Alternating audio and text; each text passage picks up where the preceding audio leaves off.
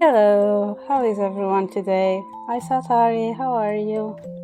So, I had a problem with the title of the stream. I had to censor it because Twitch didn't allow me to have stalker and pervert on a title.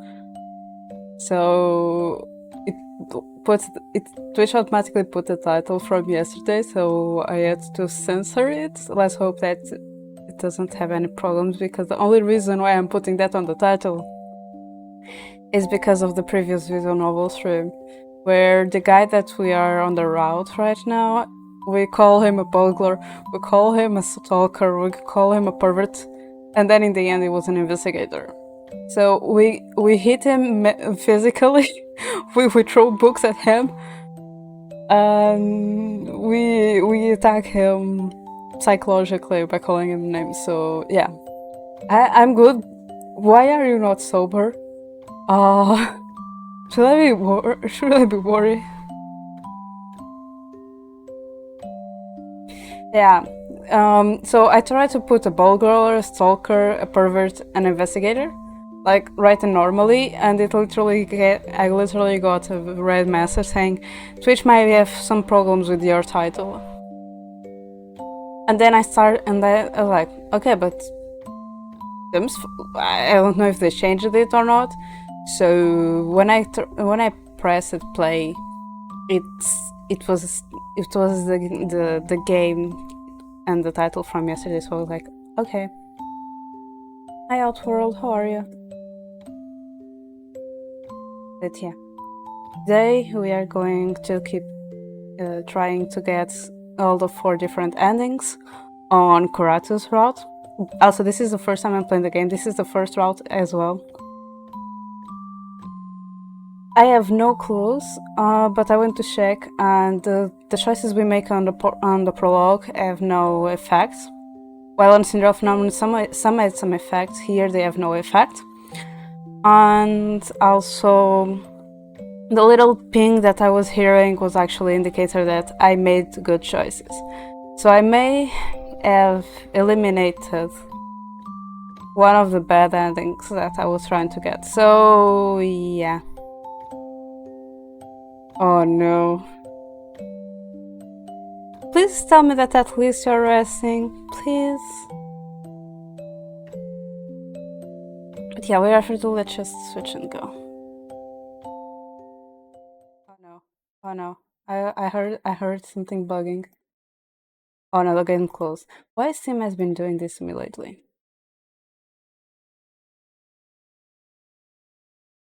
Yeah, chill. Last time I ended this game while talking to a ghost. Yeah, chill. Yeah, yeah. Gallery. Also, I'm curious if we got already some stuff here. Yeah, okay, we already got one image. Here, cutscenes, nothing. Oh, we don't have this image, okay. But we have them sleeping. What image would be this? Oh. So we missed the image before that one. Okay. Get him sleeping.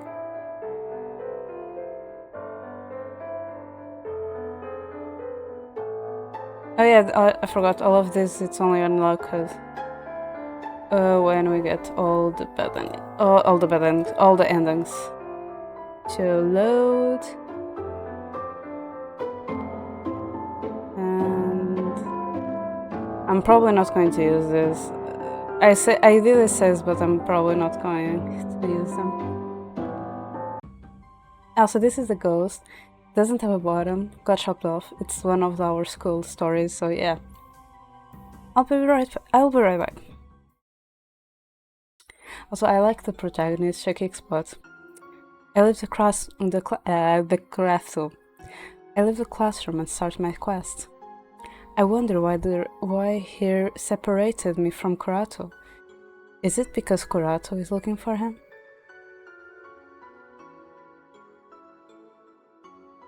Okay, just drink some water from time to time, okay? Right now I have two options. Find Kurato and escape, or help the ghost find his legs. If I try to escape, it might come after me though. Oh, I do not want ghosts showing up at my house. Whatever, at least is something new. I might as well help him out. Walking around, I try to remember where I last saw them. It was around the classroom earlier when I first met up with Kurato. However, it is difficult to be sure where the legs have gone, especially because they don't leave behind a trace.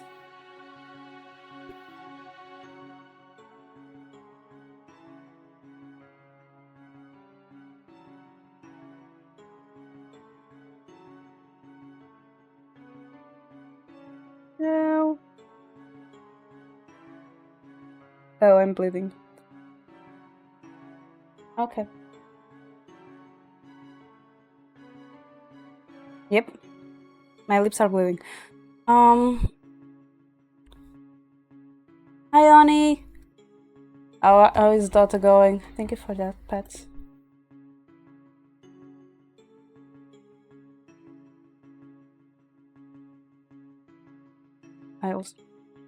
Shortly after, I hear Kurato's voice calling my name. I cannot be happier to bump into him. Kurato, I'm here! Kurato comes running around a corner, stopping short when he sees me and lighting out the revealed side.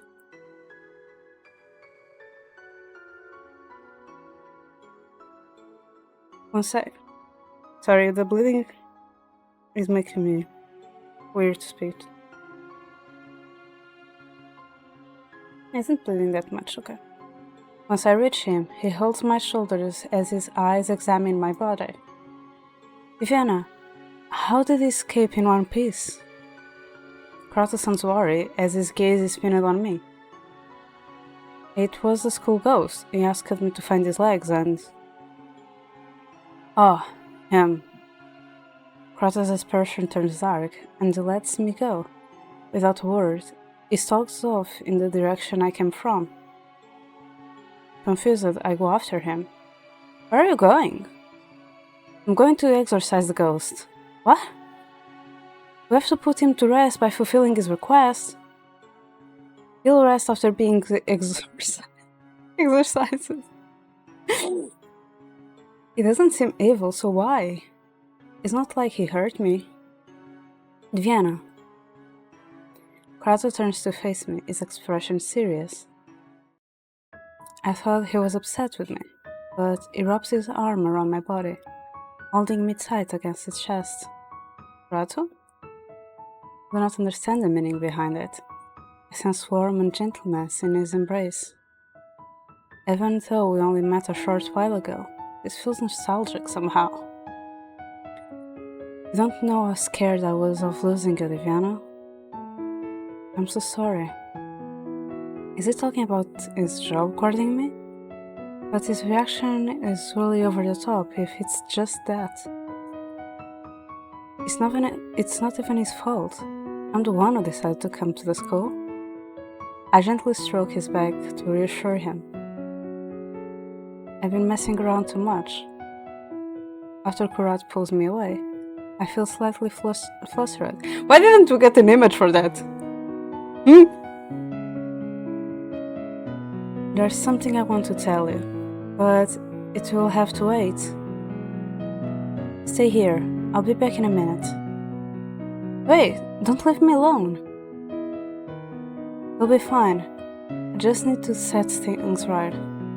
Trust me. Kurato's serious eyes look into mine. This is a side of him I could not have imagined when we first met. Is it always like this at work? Or did he grow dependable when I wasn't looking? He pats my shoulder and heads off before I can say anything. I cannot help but worry about it. How is he going to deal with the ghost? I didn't even know he could see them. Worried, I go after him.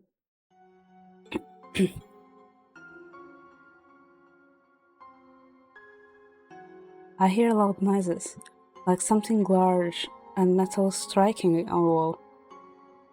Is he trying to exorcise the ghost by throwing a desk at it? I slowly peek around this corner and see Kuratu with the ghost boy. Kuratu appears to be winning, with the ghost pinned against the wall. I'm not too late. I have to stop Kuratu before he hurts him. Why are you doing this?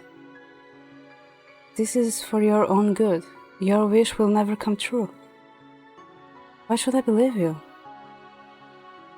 You don't seem to remember me, but back in class 1E, I want to enter the classroom to stop them, but the ghost's demeanor suddenly changes. His gaze momentarily falls to the floor, and he pulls himself away from the wall with a jerk. The ghost boy raises his head again, and I flinch back. His eyes have turned to matching black voids, and his mouth is set in a snarl of rage. Kuratu tries to pull something out of his pocket. The ghost boy crawls forwards with inhuman speed, grabbing Kuratu's arm. I thought ghosts couldn't harm humans. This boy is definitely trying to hurt Kuratu. I remember. I remember you! Even in this chaos, Kuratu managed to draw something from his pocket. I cannot exactly understand what he's doing, but I see his lips moving. The ghost boy backs away from him when he notices what is going on. Kuratu throws the object he was holding, a small charm, at the ghost boy. The moment he touches him, it freezes in place. Thank you for hydration. A dark mass surrounds the ghost boy, instantly dissolving him into mist. Wait. If the ghost boy remembers Kuratu, that means that this cool legend isn't that old.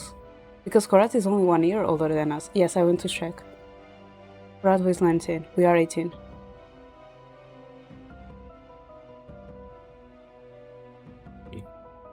His scream echoes after it disappears, eventually fading until there is nothing left of him. I glance over at Kuratu. He sinks down on his knees and lets out a deep sigh. Without moving, he suddenly calls my name. Viviana, you can come out now. We can come out. Did you know I was here all this time? Kuratu turns to me and nods. What happened to him? I exorcised him. He's gone. I notice his messy clothes. I'm worried he was injured, but I cannot see anything but some minor cuts and scratches. I told you to stay back there. I'm sorry. I do not dare to look Kuratu in the eyes, but he does not seem upset. Let's go home. On the way back, we walk in silence. I do not understand everything that happened tonight, starting with the ghost boy that called out to me, Kuratu being at school. I tried to help, but it felt like I was more of an annoyance. Are you okay? I just have a lot on my mind. Right, I still owe you an explanation. You weren't supposed to be there, but oh well.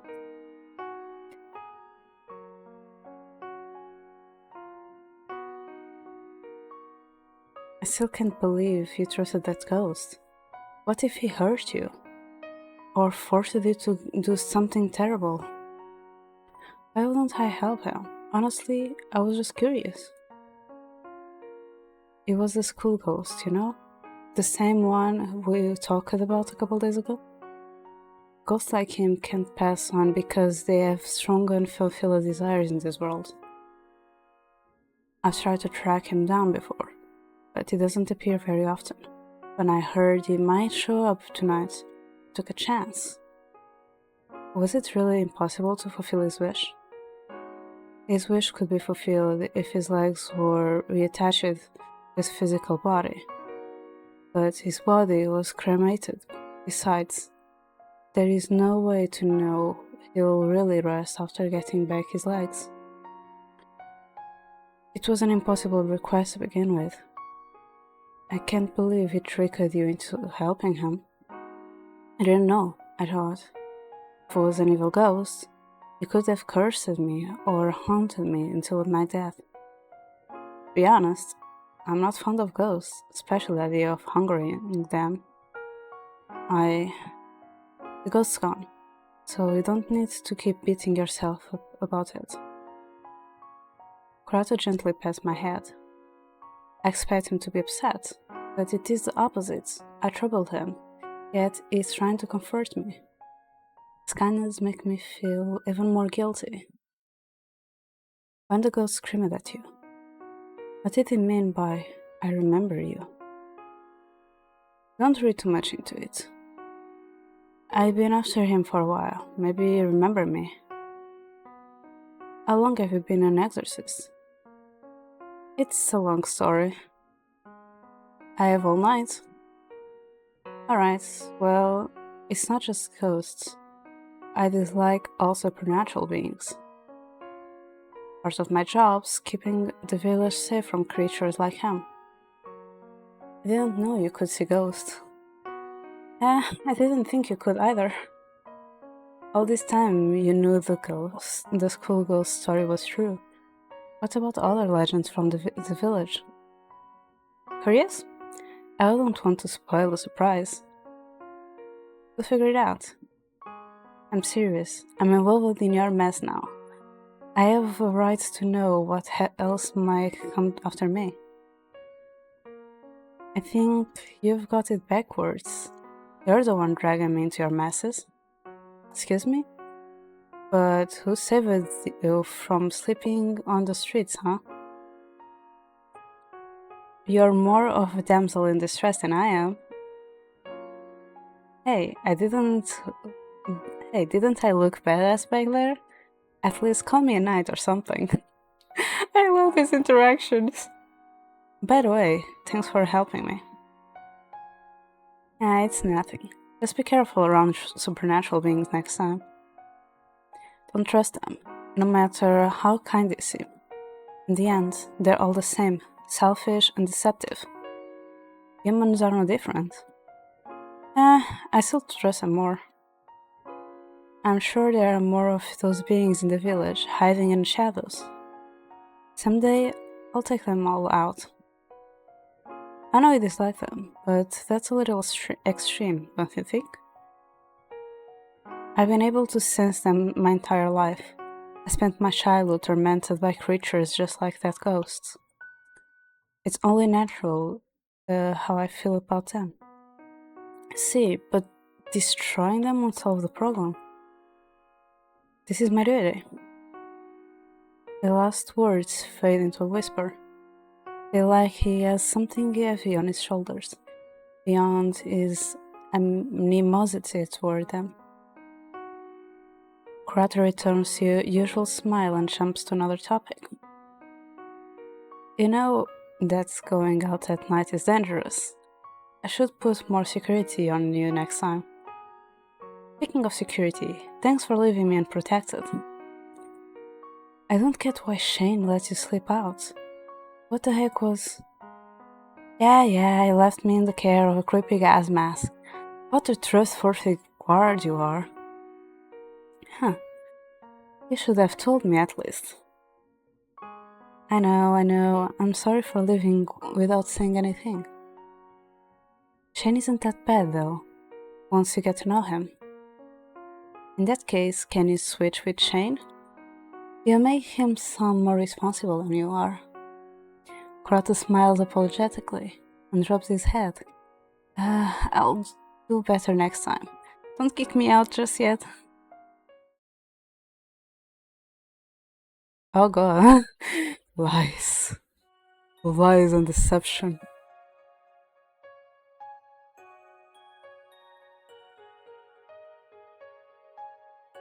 Okay.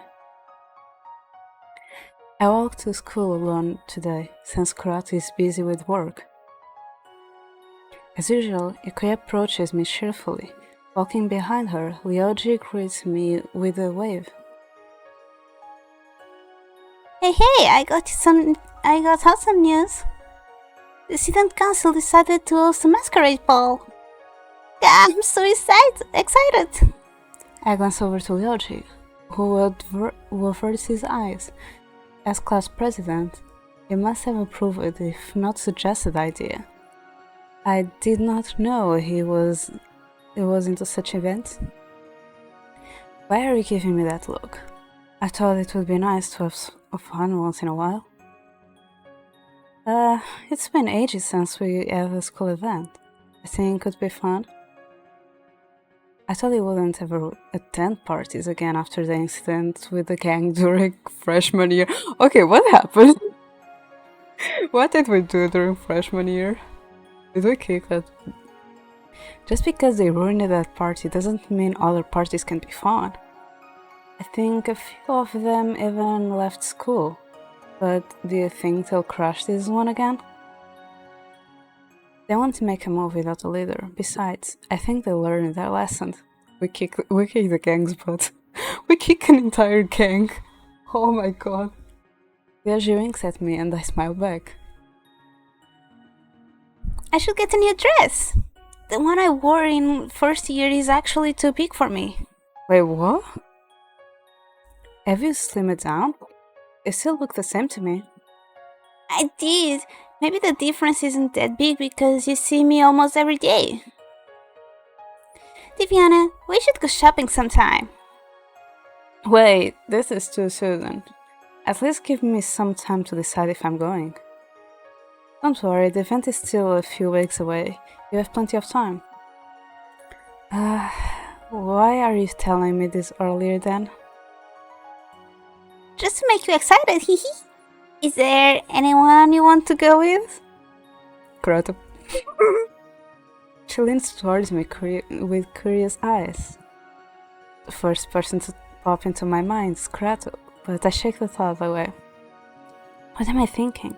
Is my guard and an elite student, bringing him with raised questions? Taking the shake of my head as my answer, Ikuya giggles and promises to find a partner for me if I have not decided. Girl, don't play Cupid with me. Don't play Cupid with me. I feel like she wants to get me laid. Yeah.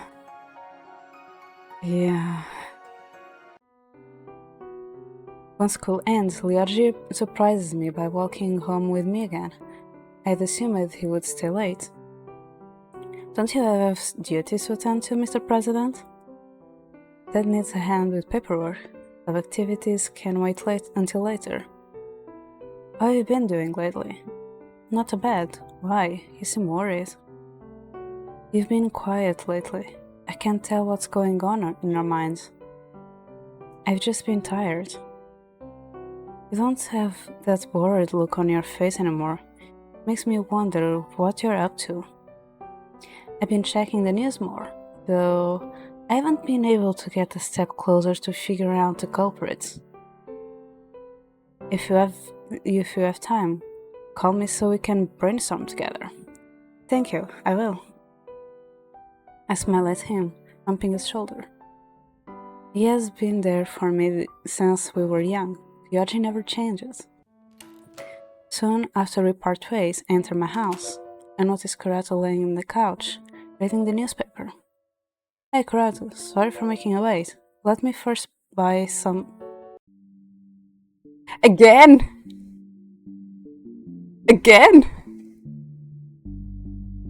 Sorry, I have a message. I have a notification. Wait, Harry. Okay, I'll check it later. It's from Mari's server. I like to read notifications from Mari's server. Once he hears my voice, he sits up, startled, and I realize that he is not wearing anything except for a towel around his waist. Again? It's the second time. Kurato? Diviana, didn't expect you to return this early. I grab a pillow from the couch and throw it at him. He managed to dodge it. See? I just took a shower, and it's warm in your house. Besides, this is really no different from the shirtless guys at the pool.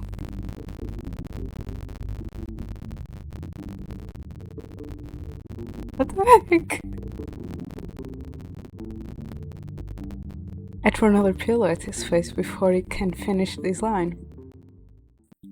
No room for discussion. You promised to follow my rules, and my rules say you need to wear pants. Right, Outworld? Right? I'm just... And why do you take so many showers?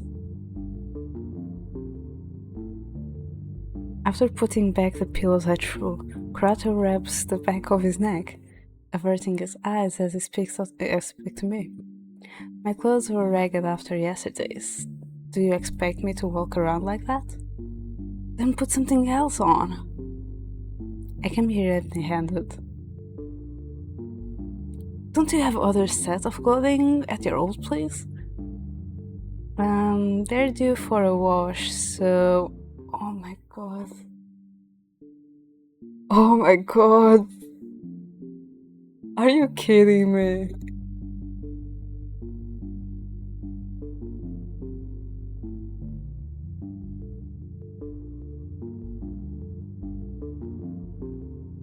I sigh deeply and shake my head. How did this guy even function on his own? Right? I can get you new clothes for you. I need to go shopping for groceries. Anyway, it's the least I can do to thank you for your help. Thanks. By the way, can you cook? Maybe you can prepare some of the ingredients for a meal... Wait, never mind. It might blow my kitchen. I'm bad, but not that bad. After telling him not to do anything stupid while I'm away, I grab my shopping bag and head out. I wondered what I should buy for him. I forgot to ask what he likes to wear, or his size. The masquerade ball is in a few weeks. Maybe I should buy something that I can double as both formal and casual wear. Wait, isn't that an indirect way of asking him out to the ball? Oh well, if I don't mention it, he won't know. It takes a while to get everything, and the sky's already dark when I leave the store. I cannot help but grin at the bags in my hands. I had fun picking out different parts of Kurato's outfit. When I walked through the men's section earlier, the shopkeeper asked if I was shopping for my boyfriend, but I simply brushed it off. On the way home, I noticed a familiar small blonde boy walking ahead of me. Since we are both heading to the same direction, perhaps we can walk together. I've almost reached him when I suddenly trip on my bumpy ground. Ow! Surprised, Kaishi turns around and extends his thin arms to catch me. What the? Oh my god. It does not work very well because he falls back, unable to support my weight, and both of us hit the ground with my chest crushing his face. Why, girl? Why? Ow, that hurts. Are you alright, Kaisha? I roll off his small body and get up. His flustered face looks up at me, clearly annoyed about this incident. I pick him up like a little puppy and wipe the dust off his uniform. I'm sorry. You know, body slamming people is an usual way of greeting them. It was an accident. Kashi lets out a sigh and rubs the back of his head.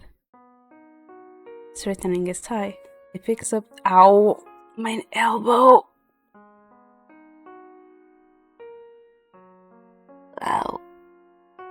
Straightening his tie, he picks up the grocery bags. I drop it and hands them to me. For a child, it can be polite, is our senpai. He literally told us that he's our senpai, girl. Please. Please. Remember Ani senpai from Oran Koko. I guess Kaishi isn't always that grumpy. Thank you. What brings you here? I just did some shopping. When I saw you, I could and thought we could walk together. We're not friends. You don't need to be friends to walk beside each other on the street. Whatever. Do what you want, but don't think this means I like you.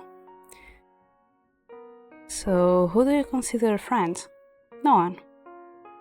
Oh, that's sad. I don't need your pity. Having friends doesn't define one's happiness. As we continue down the street, silence settles between us. Even though he insists we are not friends, he does not complain about my presence. Our first meeting didn't go well, but now I feel like I'm getting to know him more. He seems like an interesting person. As we pass by an alley, someone accidentally grabs Kaishi's arm and pulls him in. The alley is between two buildings, wide enough for a car to go through. I react quickly and go after him. Halfway into the alley, a man stands in the dark, holding Kashi in a fierce grip. I cannot see his face from where I stand, but when he speaks, his voice is fierce and demanding. Give me all your money or your friend gets hurt.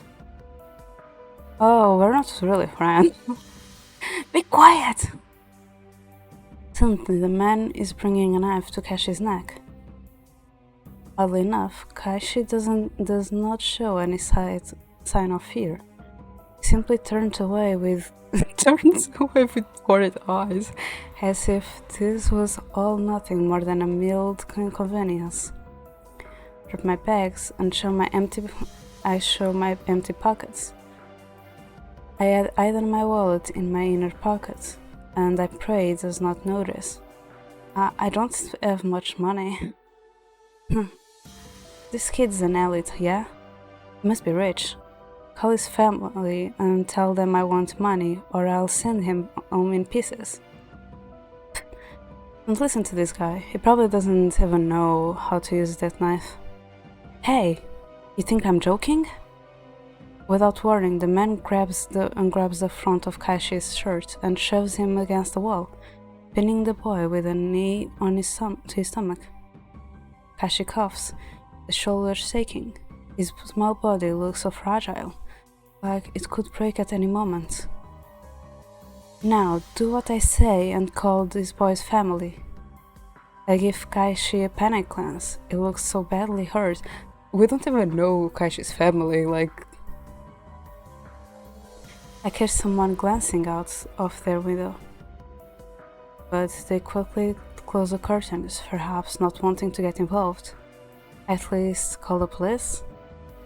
The situation's getting out of hand.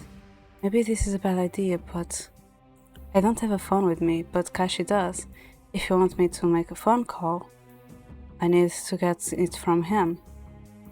I slowly approach them. The man flinches at first, but only keeps an eye on me. I see him lowering the knife onto his side. My heart beats nervously, but somehow I feel confident. Once I'm close enough, I take a better look at man's face. He has a diamond-shaped tattoo below his left eye. I will have to remember it so I can turn him later. Hey, don't get too close! I brutally raise my leg and strike his wrist, causing the man to drop the knife. Kicking it into the darkness distracts him, and I use this opportunity to strike his groin. I don't know how to say that. I grab Kashi's hand and pull him away from the man's grip. Oh my god, this got really loud. I continue pulling on his hand as we quickly try to get away. We left the grocery store, we left Kurato's clothes. Stop, or I'm going to shoot! His voice makes us turn around. The man has a gun pointed at us. What? Where did he get the gun? Those aren't allowed to carry weapons. We better run. Are you crazy? The man shoots once at the wall and is warning. We freeze up at the sound of the impact. Damn, we can't escape from this. Hello, Chain. Thank you for repairing. Suddenly, the man falls forward and hits the ground, pinned down by someone behind him. I could never miss our rescuer's distinctive appearance. Shane! Shane cuffs the man within his grip and takes the gun out of his hands. He snorts before throwing his cold case at us. The man attempts to get free, but Shane shoves the man's face against the ground. Despite the man's struggles, it is clear Shane has the upper hand. With his free hand, Shane takes the knife and pockets it. I thought he would question us, but he pulls up the offender and leaves without saying a word. My gaze follows them until they walk out of the alley. Jeez, that guy is so professional. Scary at the same time. Hey Kashi, are you okay? Without waiting for an answer, I take out a handkerchief and gently wipe away the blood from Kashi's neck. I crouch down and gently put a hand over his stomach. He looks at me with half-lit eyes. What are you doing? That man hit you pretty hard, so I'm just checking. Kashi bats my hand away. You could be suffering an internal injury. Let me take you to the hospital. I'm fine. Don't treat me like I'm made of eggshells. But I said I'm fine. Besides, I wasn't in any real danger. Huh? I'm tougher than I look. Besides, he was an amateur, judging from his way of handling the situation. Kashi sighs and turns away from me. His words do nothing to ease my worries. Thanks for your concern, but it's unnecessary. My body may be weak, but it will heal. You should go on. No need to waste your time on me. I'm used to this sort of thing anyway. Used to this? This happens to you a lot? Kashi rolls his eyes and glares at me. Currently, I live alone in a villa, which gives most people the impression that I'm rich. Or if a family, that is. They also think I'm an easy target since I'm small and weak. Did your parents go somewhere? I don't have... Never mind. I'd like to know more about you. Kashi goes quiet. I retrieve the bags I dropped on. Together, we walk out of the alley. I must admit, you were pretty good back there. I never expect you to have the guts to attack that man. I'm not fond of people like that, so I didn't bother to hold back. Well, I owe you this one. We walk side by side. The event had scared me a bit, but I'm glad Shane was there. I start to understand Kashi's stoic attitude. Someone who often deals with such situations. He must have nerves of steel. I glance at the little boy. Perhaps my worries are not necessary. After a short while, we part ways. Drop my groceries bags in the kitchen and call for Karato. Only silence answers me. When I enter the living room, something brushes against my leg again. I quickly flip the light switch, but I do not see anything around. I'm sure that was a cat. I should catch it, like the second time. The guest room's door is wide open, so I go there to check. Kurato, are you there? What are you doing? I see Kurato bowing over the window. He stumbles back when he hears my voice. I almost fell out the window. You see... Never mind, I don't even want to know. I hope you like the clothes I bought for you. He takes the bags of clothing from me. I wait in the living room as Kurato changes. I did not ask for his clothing size, but I have seen him barely dressed enough times to guess. Oh my god, no. I wonder how I look. Oh! Okay. I examine Kurato as he approaches me. I whistle at his new look. It completely changes his image. The outfit matches him well, making him look gentler. Kurato picks at his sleeves, and a joking smile on his face. Are you trying to turn me into a bustard? Right, this is Kurato. No amount of good clothes can conceal his personality. No, I'm trying to turn you into a special investigator, rather than a stray cat in an overcoat. Hey, it wasn't that bad. So do you like it or not? Well, you specially bought it for me. It would be rude to reject it. I notice that Kurato's tie is crooked. Doesn't he know to tie it properly? Sighing loudly, I move closer and grab his tie, fixing it for him. He blushes but stands still. By the way, have you seen an animal in the house? Nope, have you? I felt something furry brushes past me a couple times now, but I haven't actually seen it. Let me know if you find it. I don't want wild animals running around in here. Yes, ma'am. I remember the open window in Kurato's room. No wonder something snuck in. Keep the windows closed. It's cold enough in the house. But, understood? If you are actually keeping a pet in secret, I will kill you. Did you like pets? Did you hear what I just said about killing you? Yeah. That night Kurato stays in my room again, never leaving for for even a second. Is it the cat? That will explain why it just jumped out of my window and went back into my window.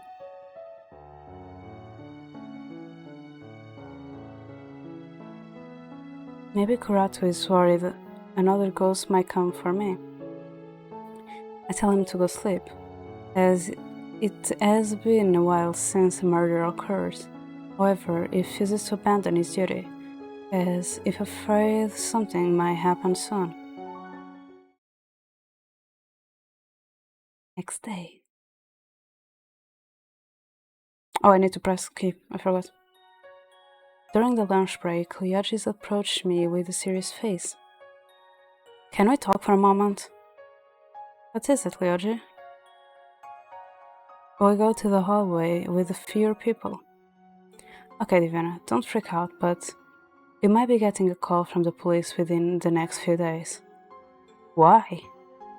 Lyaji pauses for a moment. He takes his phone out of his pocket, swiping on the screen before showing me a photo of a man. His face is only vaguely familiar, but I recognize the diamond tattoo below his left eye. It was the man who attacked me and Kaishi yesterday. Have you seen him before? Yeah, I saw him. Why? He's dead. Someone from the office told me that he was last seen with a girl, and I think the witness said a small boy. The description of the girl matches you, and now you just confirmed that you know him. Did Shane say something? Wait, there was someone who saw the scene but did nothing. Technically, Shane is the last person the murderer saw. The witness must have not watched it till the end. It's so unfair. They should be investigating Shane. Does this mean I'm under suspicion of murder? No, but the police might ask you a few questions about it. I just thought to tell you beforehand. Besides, you would never do anything as stupid as murder. In my case, I have an alibi. My guard was with me the whole night. Who is your guard, actually? Should I tell him? Then again, Kurat is my alibi. I might as well say it to save myself. His name is Kurato Akaze. He raises an eyebrow after hearing the name and rubs his chin. What? Something wrong? Elijah smiles apologetically and shakes his head, avoiding the topic. What is more carefree than Shane? And I have only seen him in action once. Other than that, I know nothing about him. Elijah seems to have an idea. This might be a good chance to ask. What do you know about him? How can I trust my guard if I know nothing about him?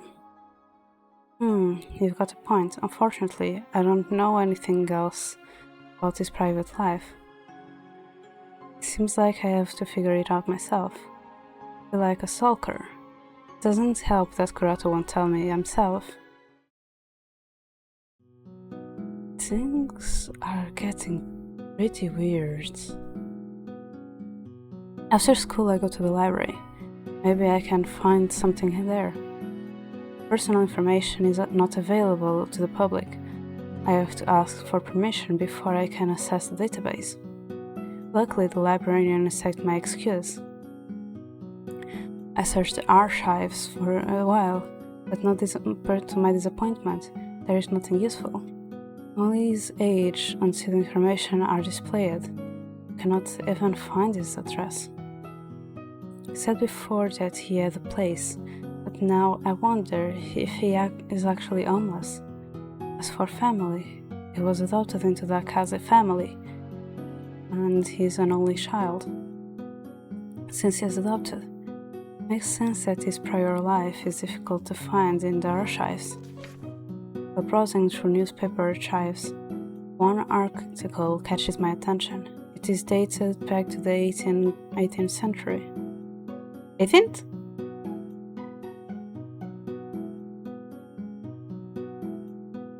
The page displays a section about missing people. While skimming through the photos and names, my eyes stop at one name. Kurato. You again? I hear a familiar voice and quickly put the documents away. Turning around, I see Kashi standing there with a book in hand, eyeing me curiously. Just some research. By the way, how is your injury? I told you I wasn't hurt. Moves closer with a serious face and lowers his voice. Are you under suspicion of murder too? Yeah? What did you know? I got questioned about it by the police. I want to know if you were too. Not yet. Say, Diviana, do you think I killed him? Could have chased him down after we parted ways last night, you know? I had to save you after that man easily overpowered you. You couldn't kill anyone if you tried. Do you think I killed him? Don't ask me the obvious. You're not capable of that. Well, we both are just like, yeah, you can't kill him. Yeah, you can't kill him either.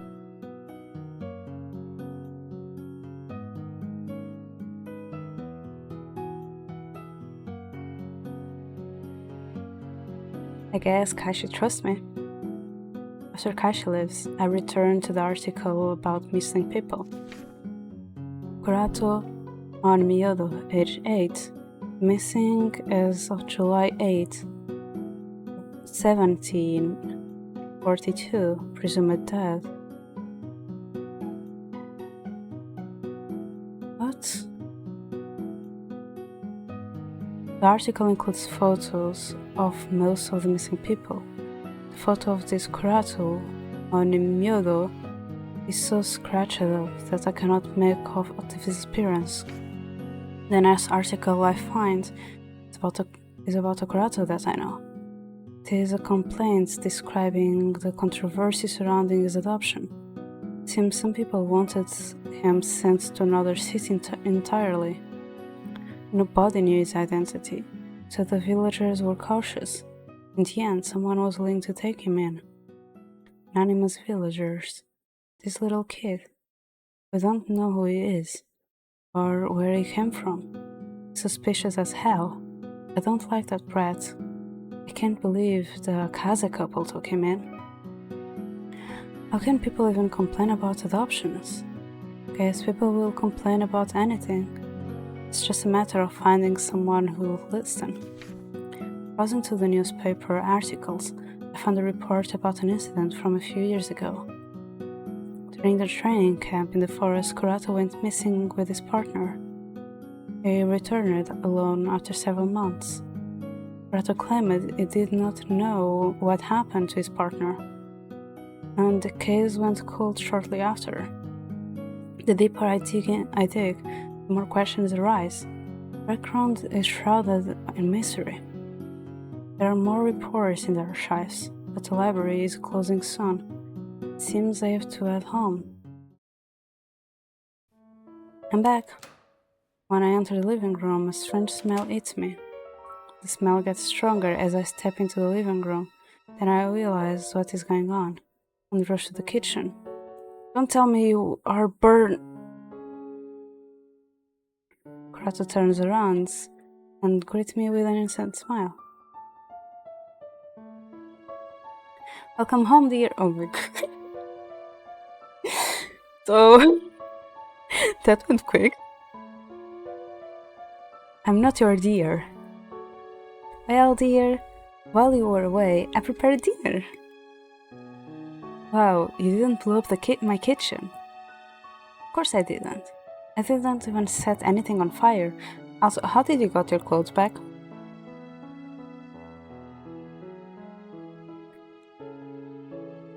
I glanced at the odd-looking fish in the kitchen counter. How could he waste those ingredients? I was going to use them this week. I rubbed my forehead, grimacing at what he made. It doesn't look very edible. I suppose he wanted to surprise me with a meal? Well, it's the thought that counts. Thanks for your hard work, but let me take care of the rest. Hold on. I have a taste of this first. Gives me a plate with fish chopped in pieces.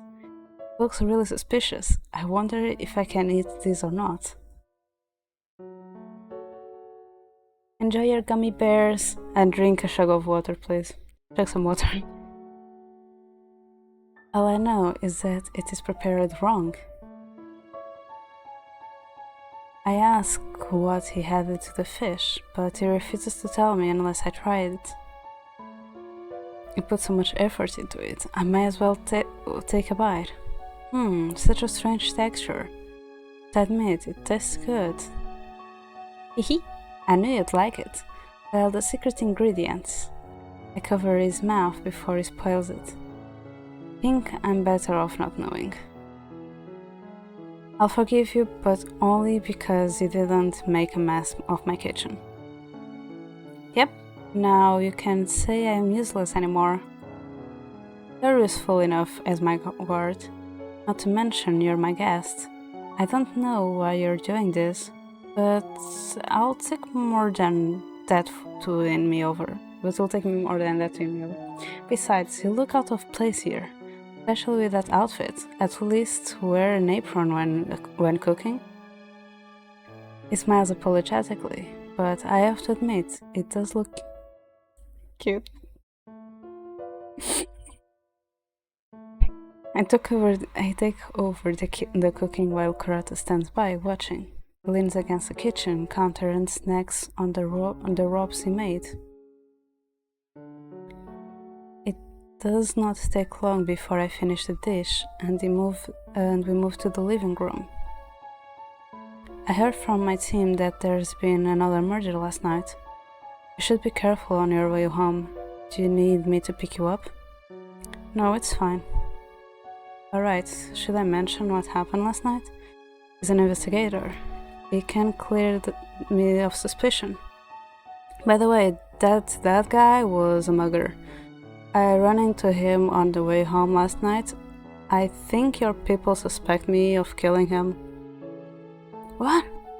Why didn't you tell me that yesterday? Nothing serious happened. He was arrested in the end and I didn't get hurt. Kurata blinks in disbelief for a moment. Before recovering his composure, he He rubs his chin in thought. He must be concerned that I did not tell him right away. I expect a scolding, but instead he gives me an apologetic look. I'm sorry that I wasn't there to help you. I don't know what I'd do if you had gotten hurt. I can't even imagine you as a killer. And I was with you the whole night.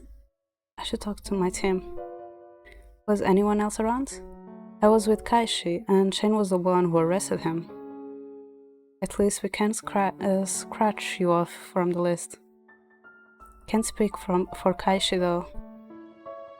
I'm glad to have an alibi. Tonight I'm going out for a bit. Shane will look after you, okay? I'll make sure he keeps you safe. Let me guess, you can't tell me what you'll be up to. Let's say investigator business. You are so secretive sometimes. I'm a man of mystery. That you are. Can you talk back to the Kaishi from the 18th century, please? The Kaishi the Kuratu from 18th century that looks exactly like you? Probably because we couldn't see the picture. Before Kuratu leaves, that will explain why the ghost was like, I remember you. But he also said that we know him. And the strange things that we know. Are we? And like, we live alone, like our parents are away, but how true is that though? Before Kuratu leaves, he lets me know that Shane is watching from a distance, and if anything should happen, I just need to scream. Like, then he's gone, and the place suddenly feels empty. I watch the two of them talk outside for a bit. It always puzzles me that Kuratu gets along with Shane. At least, I am reassured that Shane is keeping an eye on me. I look at the clock, which shows 9 p.m. The streets become more dangerous the later it gets. Hopefully, Kuratu will return soon. I wonder where Shane is hiding. He might encounter the murderer if he's standing guard outside. Out of curiosity, I shove my curtains aside and glance out the windows. There is no one on the street. There's no need to worry about him. He's trained for such situations. All this restlessness is making me feel thirsty, so I go to the kitchen to get a glass of water. When I step into the living room, I catch a sight of something running across the floor. It is too dark to see clearly, but it seems like some sort of odd animal. Its sudden appearance catch me off guard. After I scream, I hear noises from the back door. The next moment, someone runs into the living room. Shane? Wielding a gun, he examines the surroundings. After a few seconds, he lowers his weapon swiftly, returning it to the holsters on his belt. Scratches his head and turns to me with a dark expression. I totally forgot he would come in if I scream. Sorry, it was a mistake. An animal startled me. I didn't mean to scream, sorry. He stares at me in silence. It's gone now, so everything's fine? Shane sighs, shaking his head before looking at me again. I'm staying with you until that guy gets back. What? His cold gaze stays on me as he makes his way to the couch. I can't sleep comfortably like this. Kuratu evading my privacy is already bad enough. Now Shane too? Speaking of Kuratu, this is perfect chance to ask about him. I barely get to see Shane, so I can't waste this chance to dig for answers. Hey Shane, you and Kuratu are good friends, right? Shane keeps staring at me, but he does not reply. I assume it is a yes, because he does not deny it. I was wondering, did he get his job? Shane lets out another sigh and turns away from me. Is he going to ignore me? I stared at him, waiting for an answer, but Shane remained silent. Could it be he dislikes me, or does he just not want to talk? Hey, at least say something instead of flat out ignoring me. I reached out to tap his shoulder. In the blink of an eye, Shane grabs my wrist. What? He shifts his legs and shoves me down, but suddenly I am lying on my back, caged below him as he stares down at me. I scream around in an attempt to get free, but he uses his body weight to limit my movements. What are you doing? Get off me! Before I can raise my fist, he secures my wrists with one hand, pinning them to the couch above my head. I try to kick him, but his legs lock my own in place. I didn't even know to block that. This guy's on a whole other level. He's so close I can hear his distorted breaths. Expect him to make another move, but he stares at me without a word. I feel flustered under his gaze. Then Shane pulls away, returning to his previous position as if nothing happened. That was disappointing. What do you mean? I was just testing you. You're way too small and weak to kill that guy. My heart is racing as I slowly sit up. I heard that man is dead. I was with Kurato since last night. You could have just asked him. Thanks for saving us, by the way. If you hadn't been there, we might have been seriously hurt.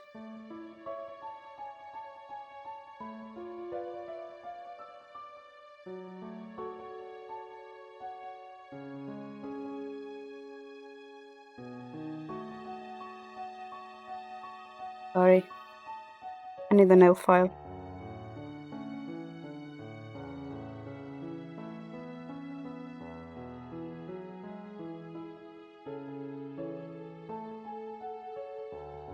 Okay.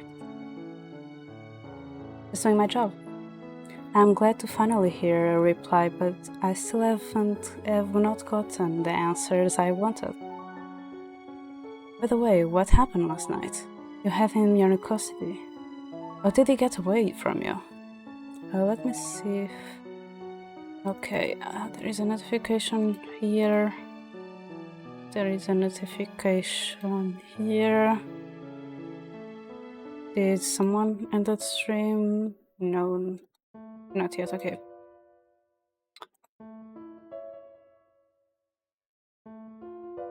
Really? You're not going to tell me anything about what happened, even after letting the police believe I killed him? It does not look like he will talk anytime soon, so I give up on questioning him. Feels like I'm talking to myself, so I decide to go upstairs. Just as I stand up, he suddenly speaks. Investigators are the backbone of the police force. Because of that, it isn't easy to get this job, but somehow Kurata managed. He's skilled now. But before that incident, it was more or less dull. What incident? He went missing for a few weeks, then they found him in the forest. Since then, he's been different. If you want to know, you should ask him yourself. I never told you about it? No. I resign myself to the fact that I will not get any real answers from him and drop the topic. When I go to my room, Shane stays in the hallway. If I need him, I can call for him. A while later, after tucking myself into bed, I hear footsteps in the hallway. One pair fades away while another heads for my room. My door slowly opens and Krat enters. Drops down on the chair by the desk and buttons his coat. Please tell me, how did he got his clothes back? Welcome back. Are you okay? Yeah. Look exhausted. He covers his face with one hand and lets out a deep breath. He is usually energetic, This is the first time he does not respond to me. The poor guy must have been through a lot. Where is Shane? Ah, Spork. Spork, I don't know what it is. It's okay to skip your duty tonight. You should get some rest. But can't. The fact that he insists on staying with me even though his body's falling off the edge, the chair is touching. I get up, fetching a blanket for my protector. It's still weird to have you watch so close. I'll let you stay for tonight, but you're sleeping in your own room from now on. Kratos smiles lightly before his eyes fall shut.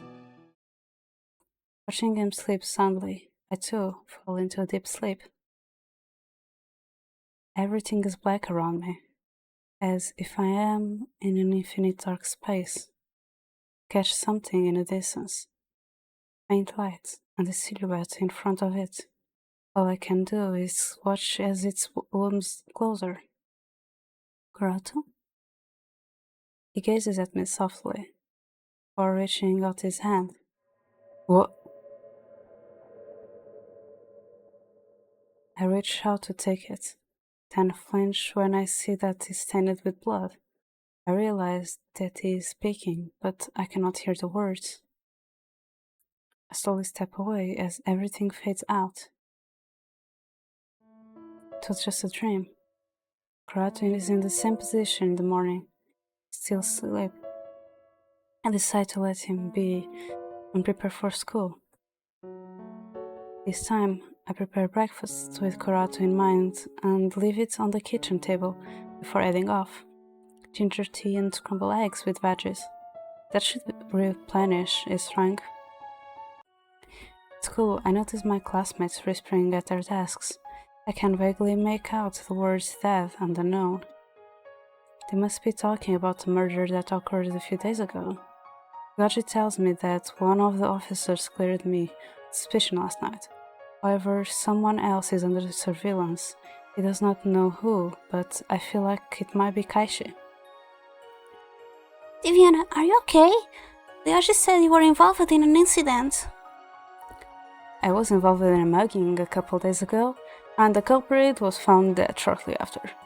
I was under suspicion for a bit. Ryoji was just telling me I'd been cleared.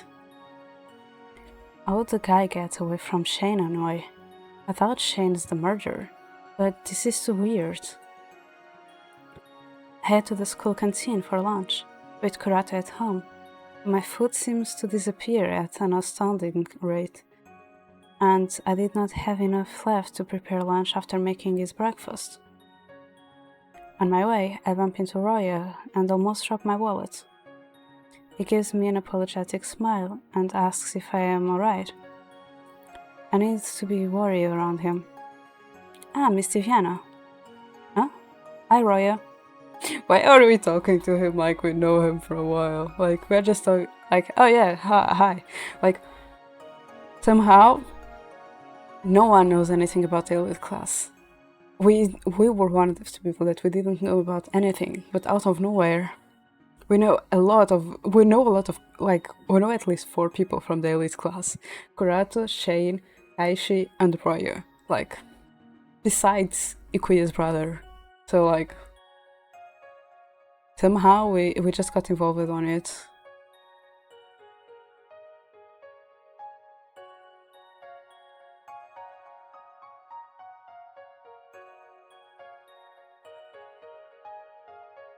Are you heading to the canteen?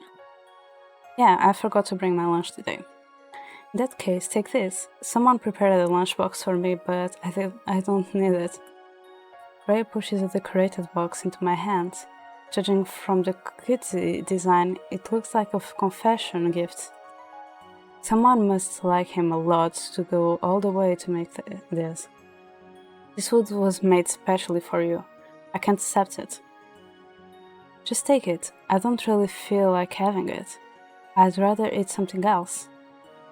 Oh my god, it's like, have it, please, I don't want it. Take it away from me. It may be poison, so... His deep cold eyes are pinned on me while he leans closer.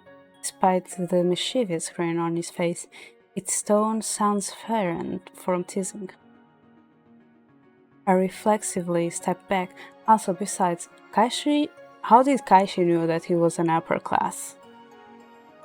How does Roy know us? Because Roy clearly shows that he knows us. I feel like Shane also knows more about us that we know that he knows. And Kurato also said that we already met before. So... I reflexively step back. Hehe, I shouldn't make such jokes. You're such a pervert when we're alone. What? Huh? Well, since you insist, thank you for the lunchbox. It would be your responsibility if your admirer found out and you gave it away. Right. Well, excuse me, I'm heading back to my classroom. Hold on, there's something I want to tell you about that mugger. Huh? Yeah, huh? I'm the one who took out the trap.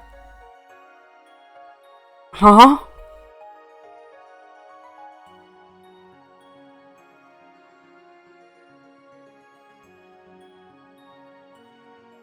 Excuse me, what?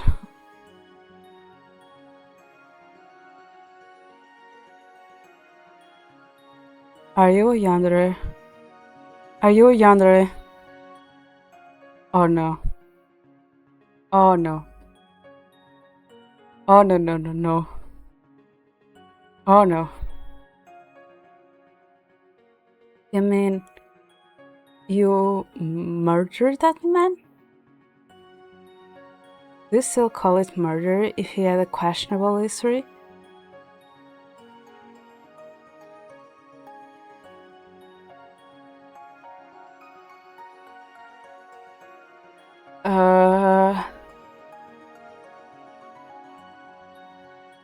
I don't want to eat your lunch anymore. I really don't want it.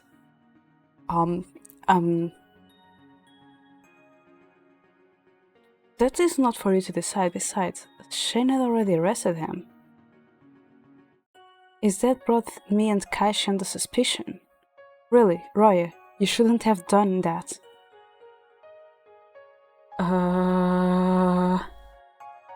Uh-oh.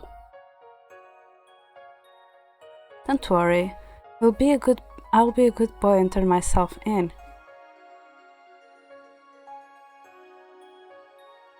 How are you going to explain yourself? How are you so chill about it? What the huh?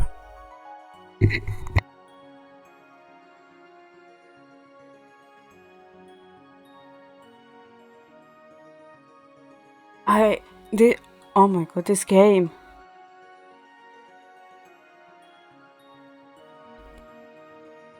Are you worried about me?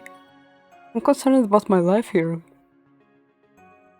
You are openly murdered, telling me, oh yeah, about that muggle that you got?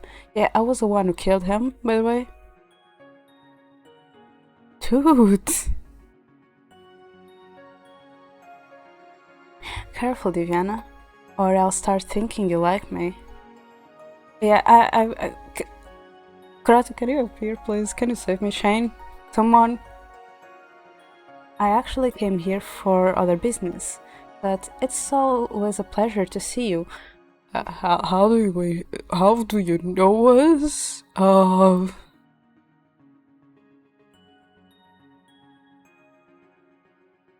What did you came here for then? I saw Kurato around the other day, so I thought, if you want to tell him something, I can pass a message. Thank you, but no, it's rather personal. Sounds like you're planning on confessing to him. What are you talking about? Ah, I see. There is something else I want to confess, but I won't tell you.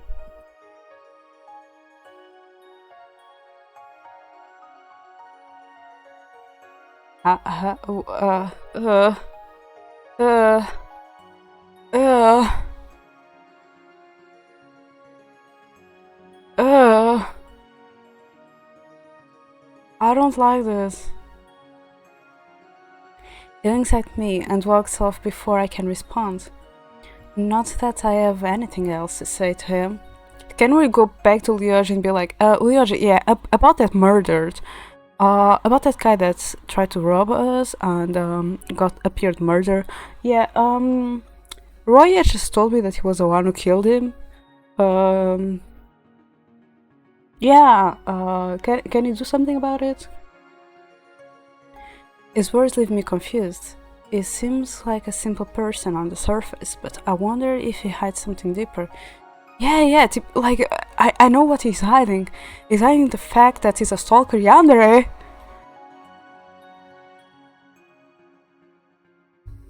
I'm not I'm not oblivious to his flirting, but it can't be serious, right?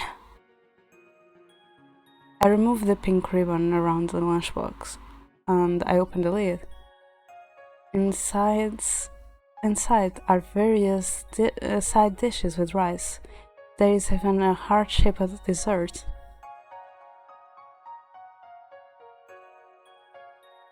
Yeah, and yandere don't, like, get away from me. Please. No. I would rather get a tsundere than a yandere.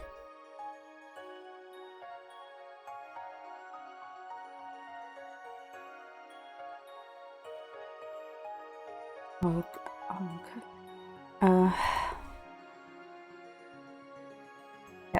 Back.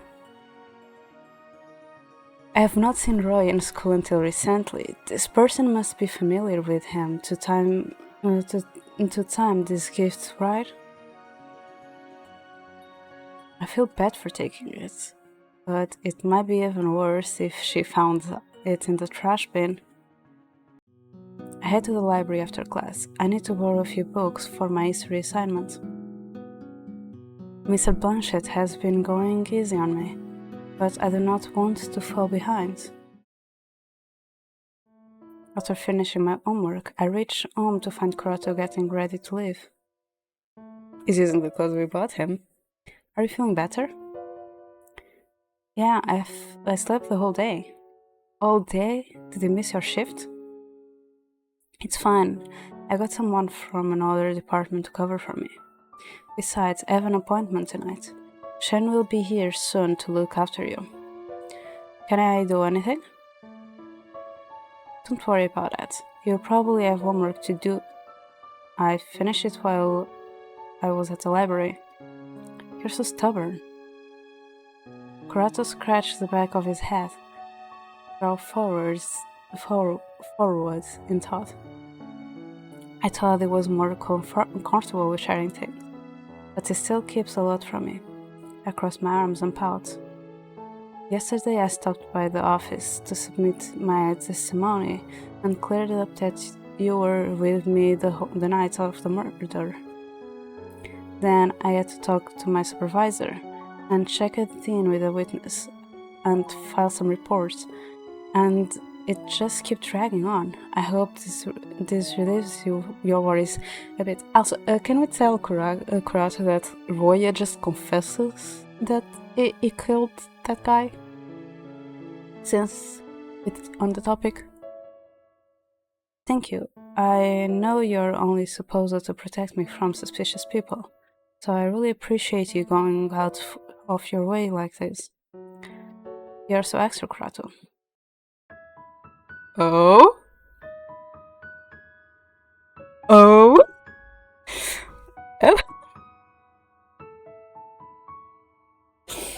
Okay. This is cute. This is actually really cute. Suddenly, it leans forward, and I feel a warm touch on my forehead. Also, don't forget to tell that Roy killed that man.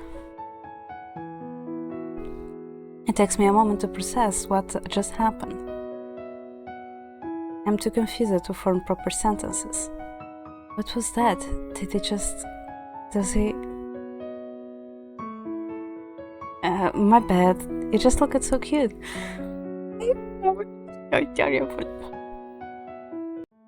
And they just runs. He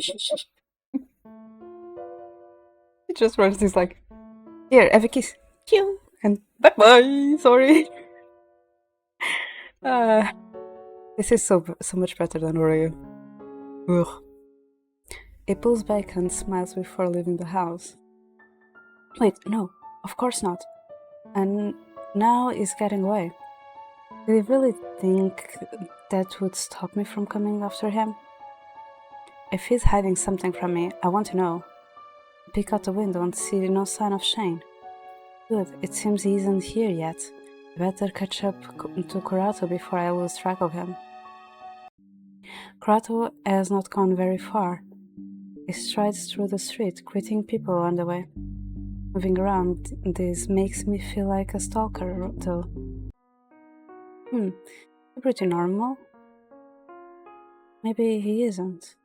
Wait, why are we at the mansion? I've been here before, but there is no softer atmosphere this time. It almost feels like a different place compared to the last time. The front doors are wide open, like an invitation. Follow Kurato inside, but then lose sight of him. It is my first time entering the mansion. Unlike the outside, this place looks well organized and clean. I wonder if someone actually lives here. Hi, Fun Firefox, how are you? I quietly roam around looking for Kurato. No one appears to be on the first floor, so I quietly move upstairs. There are numerous doors along the ways, indistinguishably from each other. Each turn brings me to another similar-looking hallway. I open a few doors, but most of the rooms are empty. One of the rooms has a white piano. The lack of dust means it must have been used recently, though I do not bother looking too deep into it.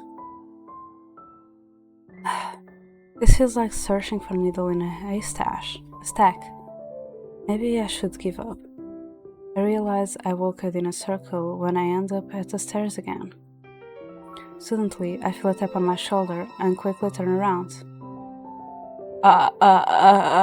No, get away! Shoo! How sweet of you to pay me a visit. You should have called first. I would have welcomed you at the door.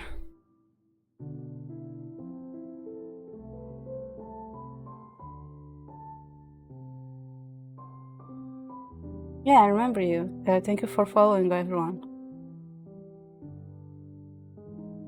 Roya, I wasn't expecting you. You mean to say you weren't expecting me in my own house? Then, pray tell me, who were you expecting? My little brother, perhaps? Oh no.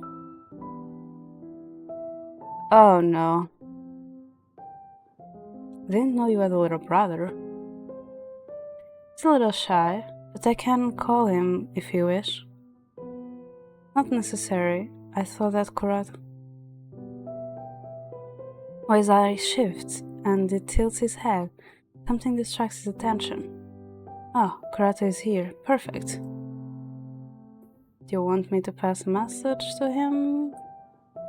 Nah, I'll take care of it myself. Before I can process what is said, Roya moves behind me. My scream is cut off when he presses a hand over my mouth, with enough force to make me stumble. My back hits his chest, and his other arm winds around my waist, securing me in his arms. I only realize what is going on when I look past the railing to see Kurato downstairs. He's already looking at us. Let her go, Roya. If you want her, come and get her. Why is he suddenly holding me hostage? Feels like some sort of trap. I got this loud again. Roya suddenly swoops me in his arms, carrying me bridal style as he heads back to the hallway. try to scream out of his grips, but he effortlessly carries me like a doll. There is a short pause before I hear Kurato's footsteps racing up the staircase. What are you doing, Roya? Just trying to provoke him a bit. This isn't a game. If you want to talk with him, you don't need to involve me. That is a problem. He doesn't want to talk to me. Huh? What is going on between you two? Before I get my answer, Kurato blocks our path. Roy is fast even while carrying someone, but I suppose it's not enough to completely evade Kurato. The difference, like we can see that Roy is way more like dark while Kurato is like light. Well, Roy smiles in amusement as he sets me down. He clamps a hand over my wrist, preventing me from escaping. You're not even going to try to take her back? Guess we won't mind if I have a little fun with her then. Kurato glanced at me with a sad smile. As if an apology, I shrug. Roya taunting me is pointless. When Kurato approaches us, Roya draws me back. You won't get her that easily, not without a fight. Why don't you draw your gun? I don't point it at civilians. Now, will you quit this childish game? Understand where you're getting at. I'm sure you haven't forgotten. But then what? We used to attend the same grade school. Kurato and I were in class 1E, while my brother was in... You don't need to bring up the past. We're better off forgetting about it. I used to bully you. Don't tell me you've already forgiven me. I told you, we can leave the past behind. Kurato grits his teeth. If that's really how you feel, then do me a favor and kill me. What? Huh? Why would Roy want him to do that? Kurato is with the cops. This is ridiculous. I've been feeling guilty all these years. He disappeared off the face of the earth for a while. I didn't know how to apologize, so perhaps it is too late? Though it is too late. Tell me you remember. I know you hated it. Didn't you wish for revenge all this time? Telling me will make us even. No, I won't do that. Afraid to stain your record? Then let me give you a little motivation. I was the one behind the recent incident of the murder with the mugger. Made sure to give him the most gruesome death possible. I saw the scene. You saw the scene, didn't you? I was the one who burned marks into... Enough! That's not all. Remember the missing people from the past few weeks? You can tell your friends to quit searching because they're already dead. Wondering where all those bodies end up? I've hidden their bodies. Your cops would never think to investigate this place. Don't believe me? If you look to the room on your left, you'll find the teenagers alphabetically arranged to your right, all the female bodies. We like to keep them separated out of respect. We? And what the heck? This guy's messed up! This guy's messed up! Oh, and you'll also notice the chains on their wrists. You'll never know if any of them will awake someday.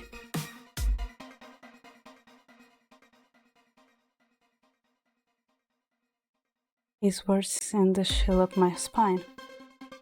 Can't tell if he's serious with that grin or is... That's enough.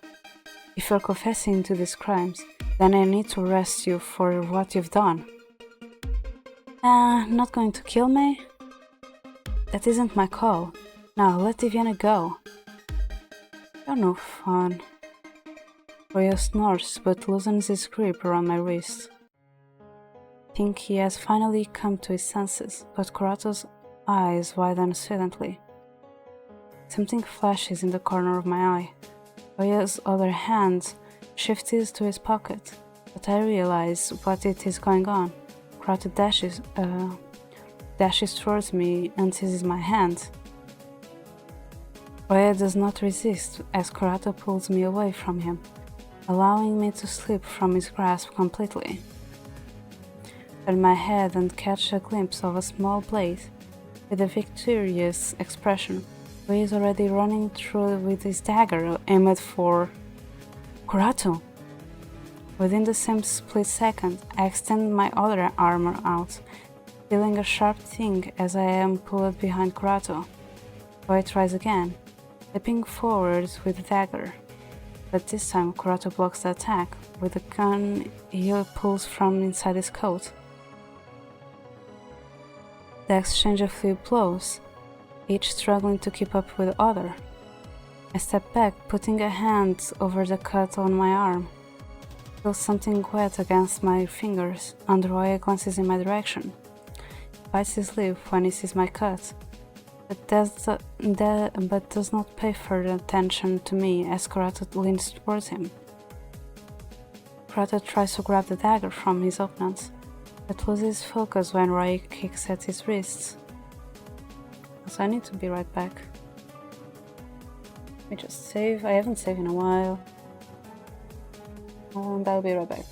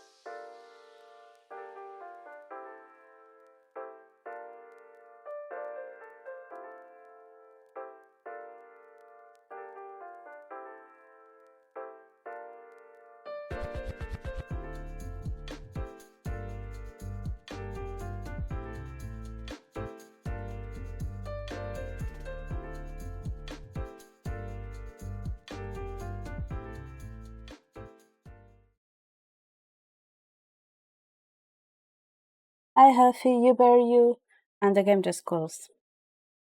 Good thing I saved before going to the bathroom. Yeah. Literally, I don't know why Steam is doing this to me lately. Lately, Steam has just like bugged the games and closing them. I don't know why.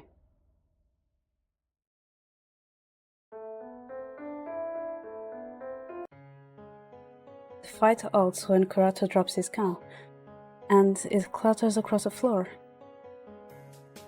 Roya uses this chance to leap for the weapon, and so does Kurato.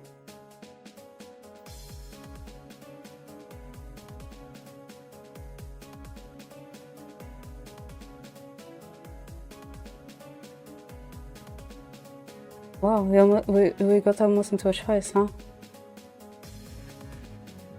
Well,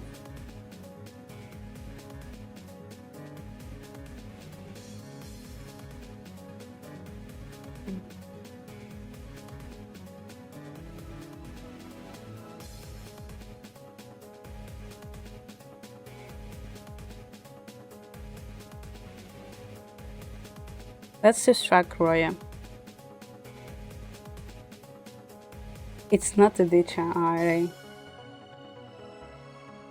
It is the dictionary reading a visual.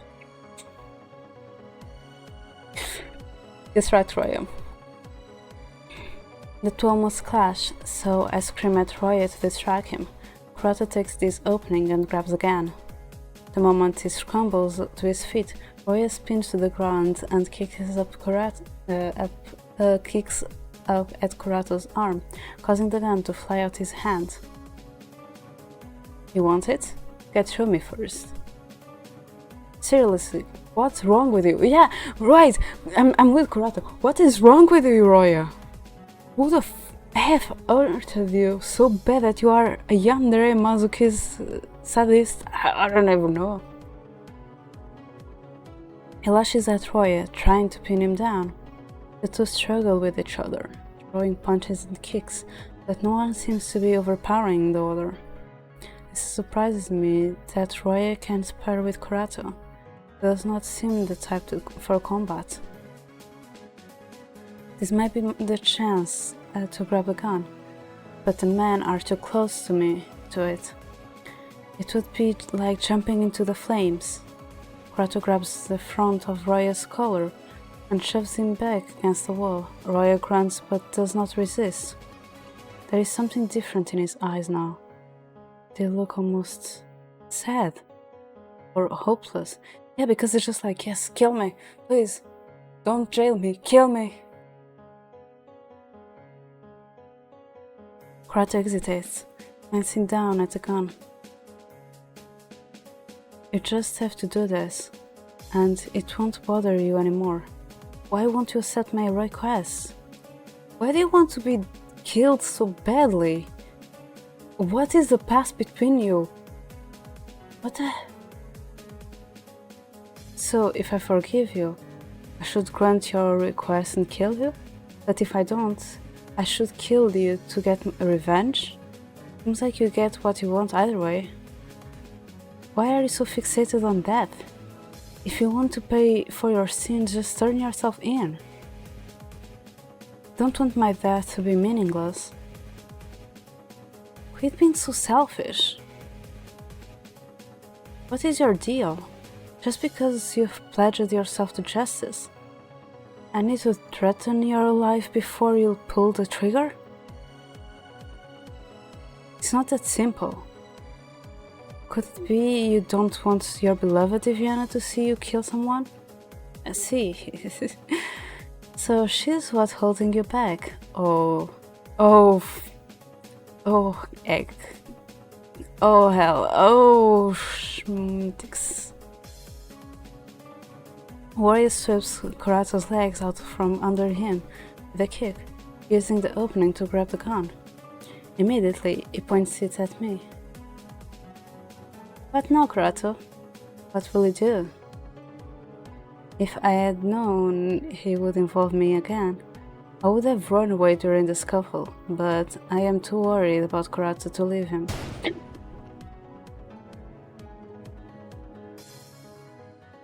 I flinch as the sound of a gunshot suddenly echoes through the room. I thought Roy had shot me, but I noticed that Kurato has pulled another gun. Blood drips from Roy's arm, but it does not drop his weapon. No sign of pain is reflected on his face. He grins mysteriously and turns to Kurato. Have you never wondered how we're able to meet in this time and place?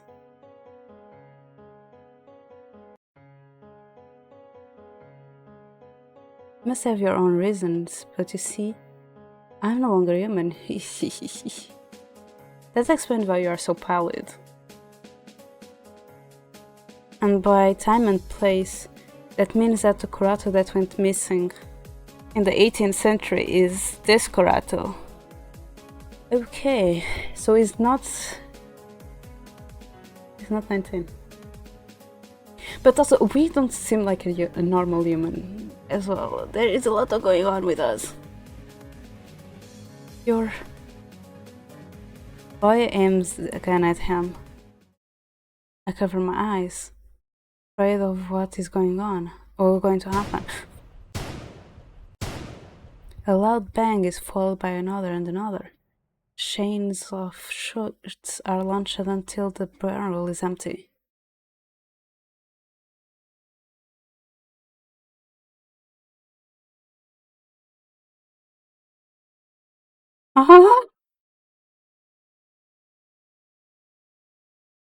It remains quiet for a while. I slowly uncover my blood and notice that Roy is on the ground, pool of blood starting to form beneath his unmoving body. You got what you wanted. Rest in peace.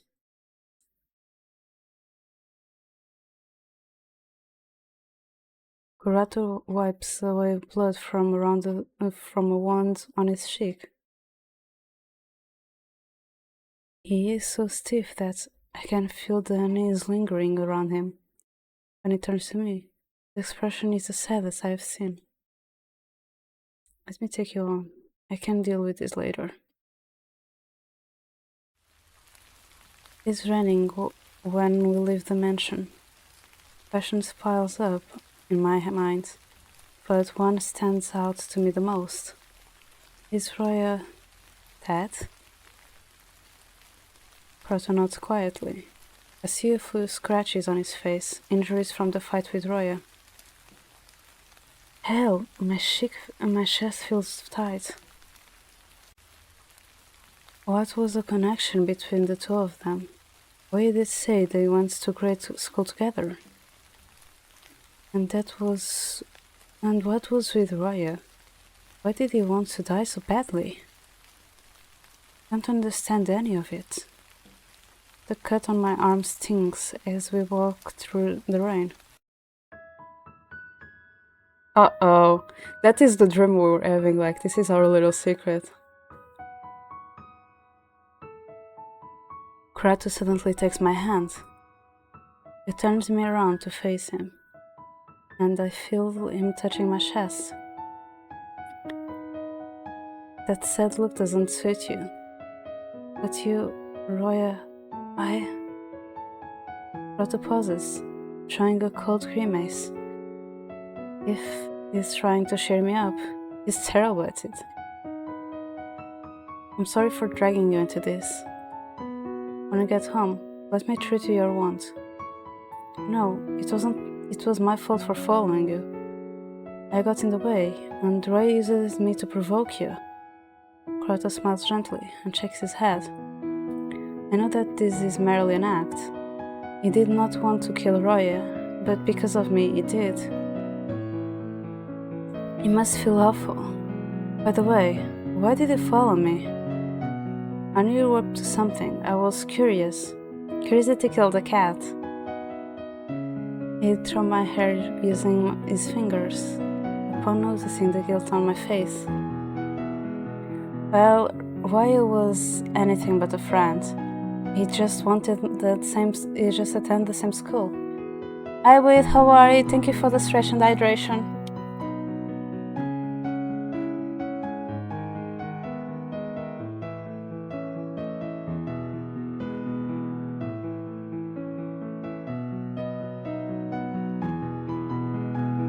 He used to bully me a lot, to an excessive degree.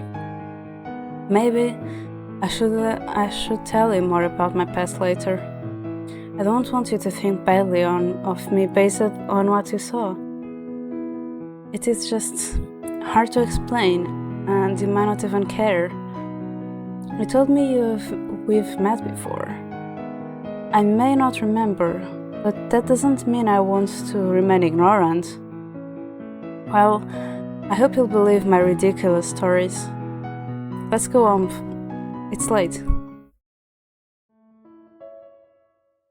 Wait, It's midnight, almost 1 a.m. What the heck? The next day after school, I find Kurata still in bed. I go check on him and realize that he has developed a high fever.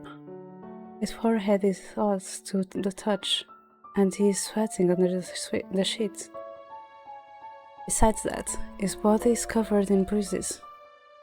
He explains it was from yesterday when we fought with Raya. However, I notice that some bruises are in larger stages of healing. They must be from separated occasions. I cannot believe how much of a klutz he is to have hurt himself that often. He sits up on the bed when I finish the first aid kit. I can't believe you're nursing your bodyguard. You shouldn't have gone out yesterday then. I guess you stayed too long in the rain. Hey, you were with me. How come you didn't catch a cold? Unlike you, I'm not that weak. I tease him while I pull off his old bandage and disinfect his wounds. As I look at Kurata's injuries again, the events of last night flash in my mind and I grimace at the thought. I meant to ask him last night, but we both were exhausted and went straight to our rooms. Upon noticing the uneasiness in my eyes, Kurata nudges me. Hey Divyana, you're right? I can't get over what happened last night. Why you seem so desperate? Was he really going to kill us? Nah, he wouldn't really have gone that far. It was just a bluff. He was serious about his request. If we were to die, who else could he turn to? Although, it's changed a lot since the last time I saw him. It's like I didn't know him anymore. You used to attend the same school, right? It wasn't a good experience at the time. I'm sorry you had to go through something like that. It's alright, I'm over it now. Kurata smiles softly to me, and I stand, having finished doing his bandage.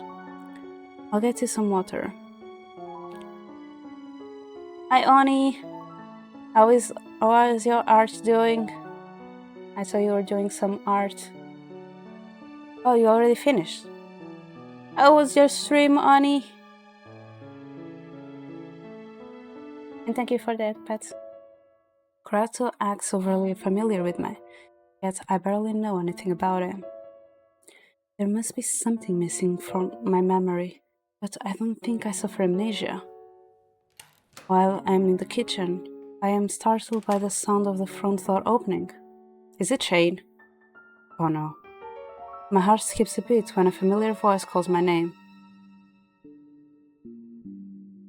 I'm home, Divyana. Are you here? Uh-oh. Uh-oh.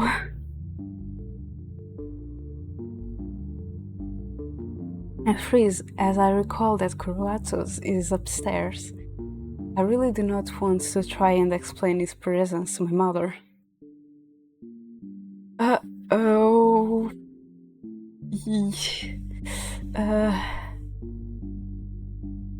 Yeah,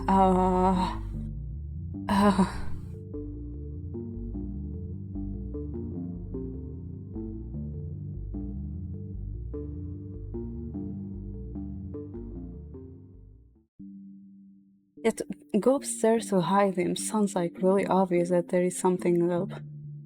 Since she's just literally on the wall, on the hallway.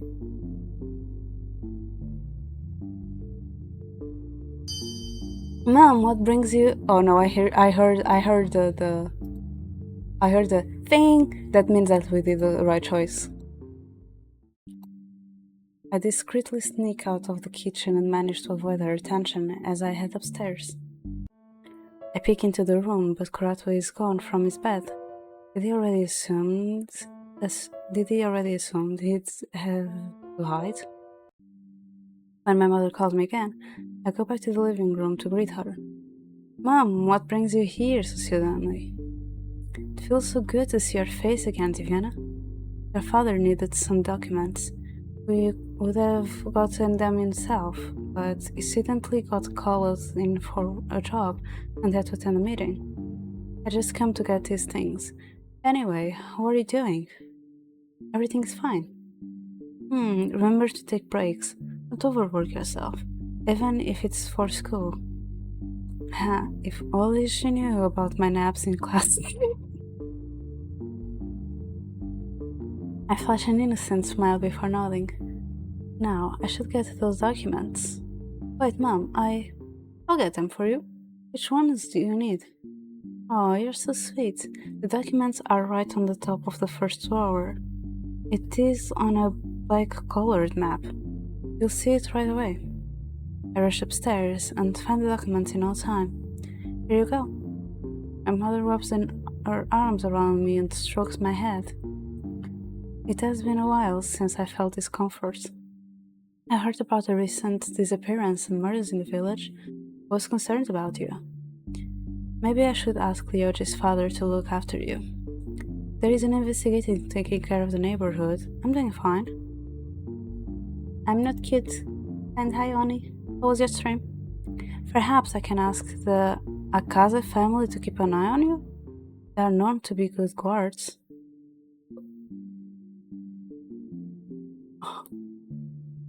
So, Mom, are you even listening to what I'm saying? How does it? Our mother knows about Akaze family. Akaze family is the family that developed the Kurato. I just wanted to make sure you are safe. I'm sorry that you were so busy, dear. My research is nearly done. After your dad finished this work, too, we will go on a vacation together, okay? Don't worry about it. I'm fine on my own. Such a sweetheart. Oh, I left the present for you on the dining table. It was your dad's idea. Give him my thanks. I have to leave right now. The taxi is waiting outside for me. By the way, you should really restock the cabinets, dear. You're running out of food. And you know I don't like you ordering takeout. I clearly remember buying groceries the other day. Maybe Kurato did leave his bed to grab a fever snack. Not to my mother while silently plotting about my revenge on Kurato. She places the folder of documents inside her bag, then moves toward me to plant a kiss on my head. I'll give you a call sometime later this week. Eat well and dress up warm, Divyana. Take care, Mom. She hugs me once more before leaving. I look through the curtains and watch a taxi driving away. It'll be a while before I see my parents again. I have to cheer myself up with the thought that they still think of me. Even though I do not see them a lot, our relationship is good. Also, Dad bought a gift for me. I'll check that out later. Return to the guest room. Where could he have gone to? It's adorable. Thoughts shoot through my head as I blankly stare at the dark shape previously hidden under the blankets. It takes me a moment to comprehend what it is. My first instinct is to reach out and scoop it into my arms. At first, I walk towards the window. The animal starts pushing against my arms, grabbing my attention. I blink a few times, as it gives me an almost panicked gaze. Don't throw me out the window! Don't throw me out the window! Is it Kurato, isn't it? He has such an adorable form. I glance around the room, but I'm alone. Down here! The animal stares, glowing at me, and it takes me a second to realize the voice is coming from it. Kurato? Yes, I'm speaking through telepathy. You should be able to hear me, right? I can hear you? I was just checking if the window was broken or something. Kuroto glares at me with narrowed eyes. It appears it does not believe me. I set Kuroto back on the bed, kneeling down to examine him more closely. Oh my goodness, Yora! I'm not. This is a curse. Can we not talk about this right now? He plops onto the bed, his face smushed against the sheets, and I notice how shallow his breathing is. Even in this form, it is obvious that he's sick. All right, your water. Left it in the kitchen. Give me a moment. I go downstairs and see the small package my mother left for me on the table. It is a small baby pink box wrapped in a sparkly pink ribbon. This is definitely from Dad. I take the gift and the glass of water with me. When I return to the guest room, Kuroto has returned to his human form. He looks so worn out now, and now I started shivering under the blanket. I set everything down on the bedside table. There is so much I want to know, but I'll let you off the hook. For now. I pull the blanket into its chin. I'll ask you later. Have a good rest, okay? The mystery surrounding Kuroto's keep building atop each other, from his past with Roya to this curse. Can I still trust him with all these secrets? I stand, deciding to let him rest alone for a while, but he grabs my wrist. Stay. Please? I cannot say no to his wicked plea, if you insist. I heard a woman's voice earlier. Was that your mother? Yeah, she came by announced, but she had to go back to work. She sounded like a nice person. She reminded me of mine. To be honest, we're not that close. She's away too often for us to get the chance to be. But enough about me. Just how many secrets are you hiding? Care to explain what just happened? What happened to letting me off the hook? Don't tell anyone about it, especially Shane. He would literally kill me. Kuroto's gaze flicks up to the ceiling for a moment, then returns to my face with a sigh. That was the one thing I didn't want you to find out. Why? He and I share a common hatred for anything supernatural. But aren't you? Kuroto's expression becomes grim. I didn't ask to be cursed. I hit a sensitive topic and exited before asking the next question. Do you always hate yourself? Maybe. There are still people who like you. Like us. Kuroto laughed softly upon hearing my reply. Usually, he is the one with cheesy lines, but I really meant what I said. Okay, we are going that way. I see. Hi Tashi, how are you since earlier?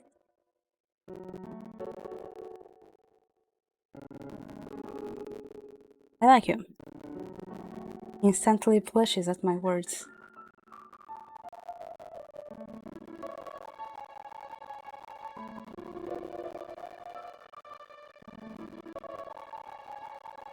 Yeah, I hope you can rest. Maybe drink some warm milk before bed with honey.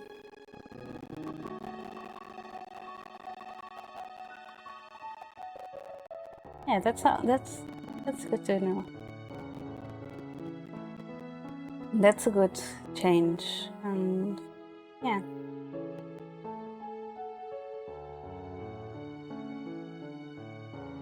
Maybe also put some warm water bottle thing on the bed so it is warm. The visual novel is intriguing. There is a lot of mystery and questions on my head right now. and we just confessed to the guy. Which I'm just like, okay, maybe we are the one with the fever.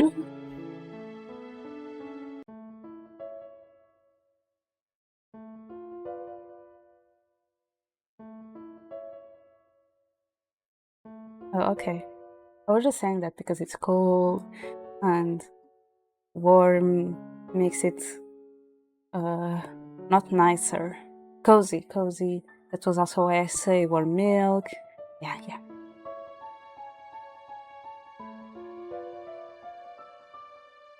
Even in a feverish state, I managed to pull off a mischievous grin. Also, I'm trying not to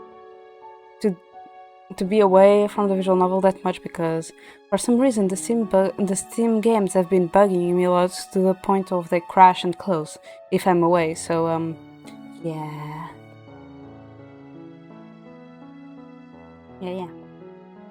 If you get what I mean, that it's fine. That's good. Don't get any weird ideas. I just said like it should be obvious. Otherwise, I wouldn't have allowed you to stay.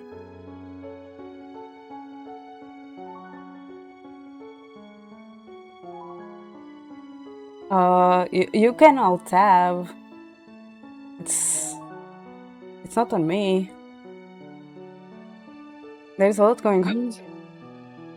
There is a lot going on, to be honest.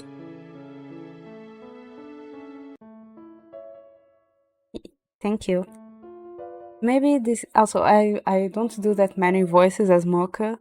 Mocha is in a level that I'm like, one day I will reach it. But right now you only get my normal voice and my small, innocent, lolly, innocent, cute, I don't know, childish voice. That's the only voices you get from me. Yeah. Mocha and Crypty too. Maybe this isn't the right time to ask, but what was your childhood like? Are we trying to figure out if he was the missing curato from the 18th century?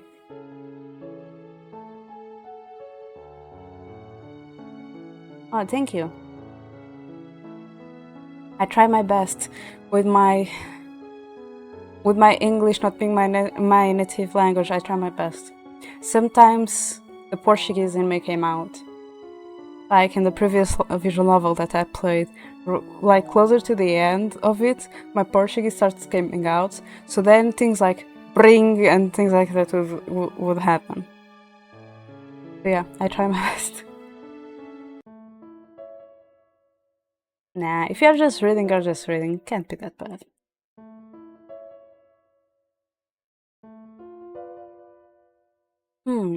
It wasn't that interesting.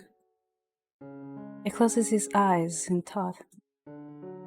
Shortly after, his breathing slows and he gets quiet. He must have fallen asleep.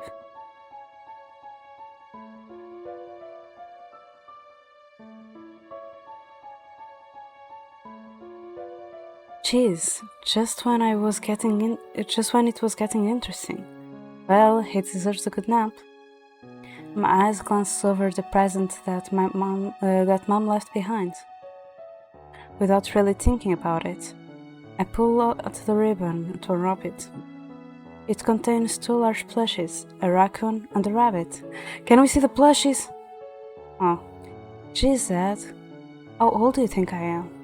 You haven't seen 2. Still, the thought of my parents picking this out in the store makes me smile. Oh well, the fur is soft. I'm going to keep this. I leave the room. There is nothing interesting in the news today. I wonder if they will mention Roy's death, but I hear nothing about it. These events have made me understand that the murders were not ordinary. They have been the work of the supernatural, something both Shane and Curato have been involved with for some time. It is hard to believe the perpetrator was not human, even though I witnessed him with my own eyes. I've never encountered something like this before. Make soup for dinner and bring it upstairs to Karato. He's already sitting up in bed and grins at me when I approach him. Hey, I brought you some food. It's like you're my wife or something. Oh, not that again. Oh my god. I blush at his comments and lightly smack his arm. Do you think you feel well enough to tell me all your secrets? Alright, are you sure you want to know them? What do you mean? You might look at me differently if I tell you. I doubt it. You are still you, no matter your past or how many bunny tails you have. I don't want you to hate me. Why would I hate you? It's not like you lied. Rato gives me a guilty look and averts his eyes. Does this mean you've been lying to me from the start? No, I just didn't mention a few things. You don't usually tell someone your life story the first time you met them. A lie of omission is still a lie, Krato, and this is far past our first meeting. I want to know you better. Tell me what haunts you at night, or what you're afraid of, so I can help you. Krato silences me by taking my hand. He gazes bores into me, as though he is looking for answers in my eyes. Whether he found his answers or not, he looks away, taking a deep breath before speaking up. Well, I traveled through time. I'm not originally from this century. His words linger in my head, but none of them really registers. I can only blink at him. I'm from this village, but that was a long, long time ago. When I was 7 years old, there was an incident, and suddenly everything was different. It took me a while to realize that centuries had passed. Nobody knew where I came from or what to do with me. I was scared of my wits, but thankfully a couple took me in and cared for me until I eventually moved out. I didn't lie about being adopted, just so you know. This is the file that we saw. He's confirming it. Now the animal part is another story. He averts his eyes from my gaze. I tilt my head, wondering why he's insistent about telling me. You mentioned that you don't like animals, right? Well, I used to have a pet rabbit, but it ran away. Since then, I always believed that animals just don't like me. Don't take it too hard. You were the pet rabbit? You were our pet rabbit? Oh my god. Anyway, I don't particularly dislike animals. You being a cute bunny cat doesn't matter. You are still you, but if you try sneaking into my bed in that form... His lips form a smile, and he visibly relaxed at my words. I was cursed by the same person who sent me through time. Bad luck, huh? I believe there's a way to break my curse, but that is not my main concern right now. People are still missing, and I don't think the murders are going to stop anytime soon. Roy claimed to be the one behind those disappearances, but I don't believe it was entirely his doing. Yeah, he said we. He also said we like to have things organized and categorized. It was probably just bad luck. They all happened at the same time. I'm impressed that he still thinks about his job, even when he's so sick. So he actually wasn't our pet rabbit, okay. That's sad though, but I still want to know how he knows us from the past though. He's even prioritizing it over his own curse. Don't look at me like that, I'll be fine. My only concern is Shane. He's a bit risky to work with him, but he's the only colleague I know who's familiar with the supernatural. I worry about what he'll do to me if I accidentally slip up. But as long as he never finds out, I can keep working with him. You can't help being cursed. You might understand. It will just sound like an excuse to him. That guy's merciless. Why is he after supernatural creatures? I think he told me once, but I forgot. I think sometimes he takes trophies from the things he kills and sells them off. I don't really know much about it. Oh. I hear Krato, but all I can think about in it is the story he told me about himself. He must have been so scared, being all alone in a different environment. Even now, he still is not safe. Are you crying? No, I just had dust in my eyes. Come on, that's the lamest excuse I've ever heard. I was just thinking that you've been walking on the edge. I can't help but feel sorry for you. My life isn't that bad. I mean, you let me stay here, and you're still talking to me even after finding out just how weird I am. I'm just glad you didn't freak out on me. I can run away screaming about magical bunnies if you want. He laughs at my joke. I notice his shoulders dropping. He must be relieved after sharing this. Chapter 3. Dead Hours.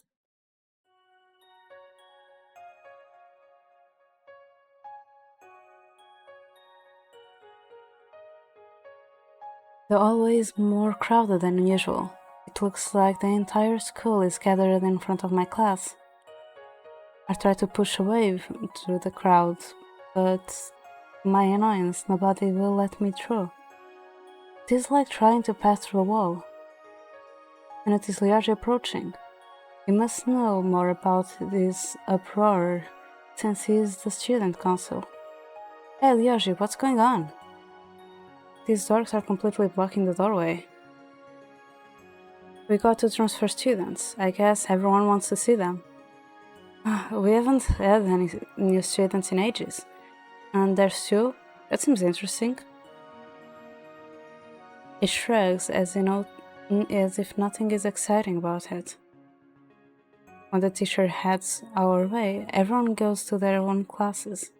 I can finally assess in the classroom. The new faces immediately grab my attention. They are standing near the front. The lower half of their faces are bandaged, which is pretty unusual. Their strange appearance are probably why they attract so much attention. Matching scars, huh? Hello everyone, we have 2 new students joining us today.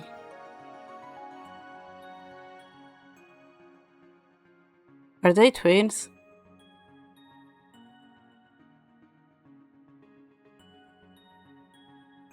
The red-haired gives us a friendly wave before introducing himself.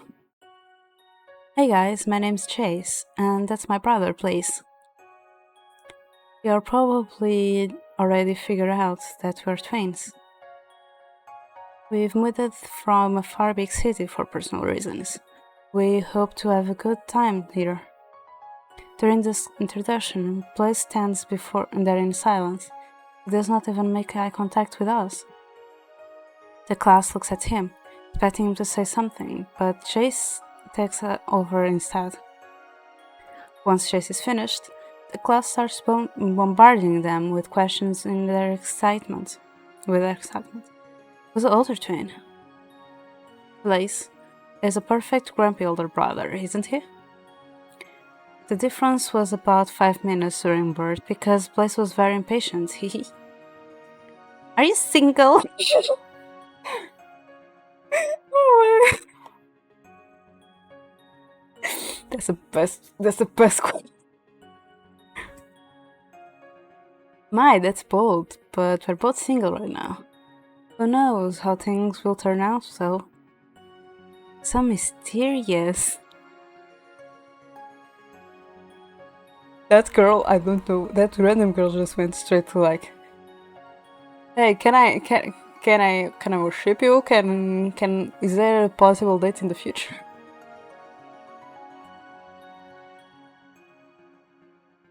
Oh my god, that's a notification. Wait a minute. Oh no, another bot, really? People try to talk to me. No. Go away. Shoo, bot, shoo. What are the bandage for? Well, that's because it's none of your business. Oh. Wow, it changed it. I can see that his eyes suddenly look at us. Blaze snaps and pins the guy with a threatening glare. Everyone else falls silence in the tense atmosphere. All eyes on the brothers. All eyes on the other brother keeps glaring at the guy, his gaze full of hatred. Chase chuckles to break the ice and moves in front of his brother. We got a permanent disease, but don't worry, it only affects us. Oh, they are cursed. Oh, they are cursed. It's not a pretty sight, so we tried to keep it covered. Oh no, we're not going to show you. And no, we're not going to show you. Ah, I see. Chase's friendliness diffuses the situation, and the class shortly moves past Blaze's outburst. I glance over at them in curiosity to throw out the lesson. Each has a unique personality, yet they have the same strange aura. Perhaps I'm jumping to conclusions, but I get the feeling they're going to be trouble. Well, I hope they find themselves fitting into this class. As I'm about to take a nap, I feel a slight chill. Someone is watching me. Cold blue eyes are staring in my direction. Feels like Blaze is trying to read my mind. Shivers run down my spine, and I turn away from him. He wasn't looking at me, was he? So far he's been avoiding eye contact with everyone. Chill down, Diviana. Perhaps he is staring at someone behind me. Come lunchtime, the cafeteria is even louder than usual. A crowd was gathered around the new students, with half the school trying to get a look at them, or ask questions. Why are you sitting here all alone? I can't find Ryoji, and everyone else is well occupied. Are you jealous of the twins? What? Of course not. I'm just waiting until after school to go buy bandage so I can look just like the cool kids. She chuckles at my sarcasm. What do you think of them?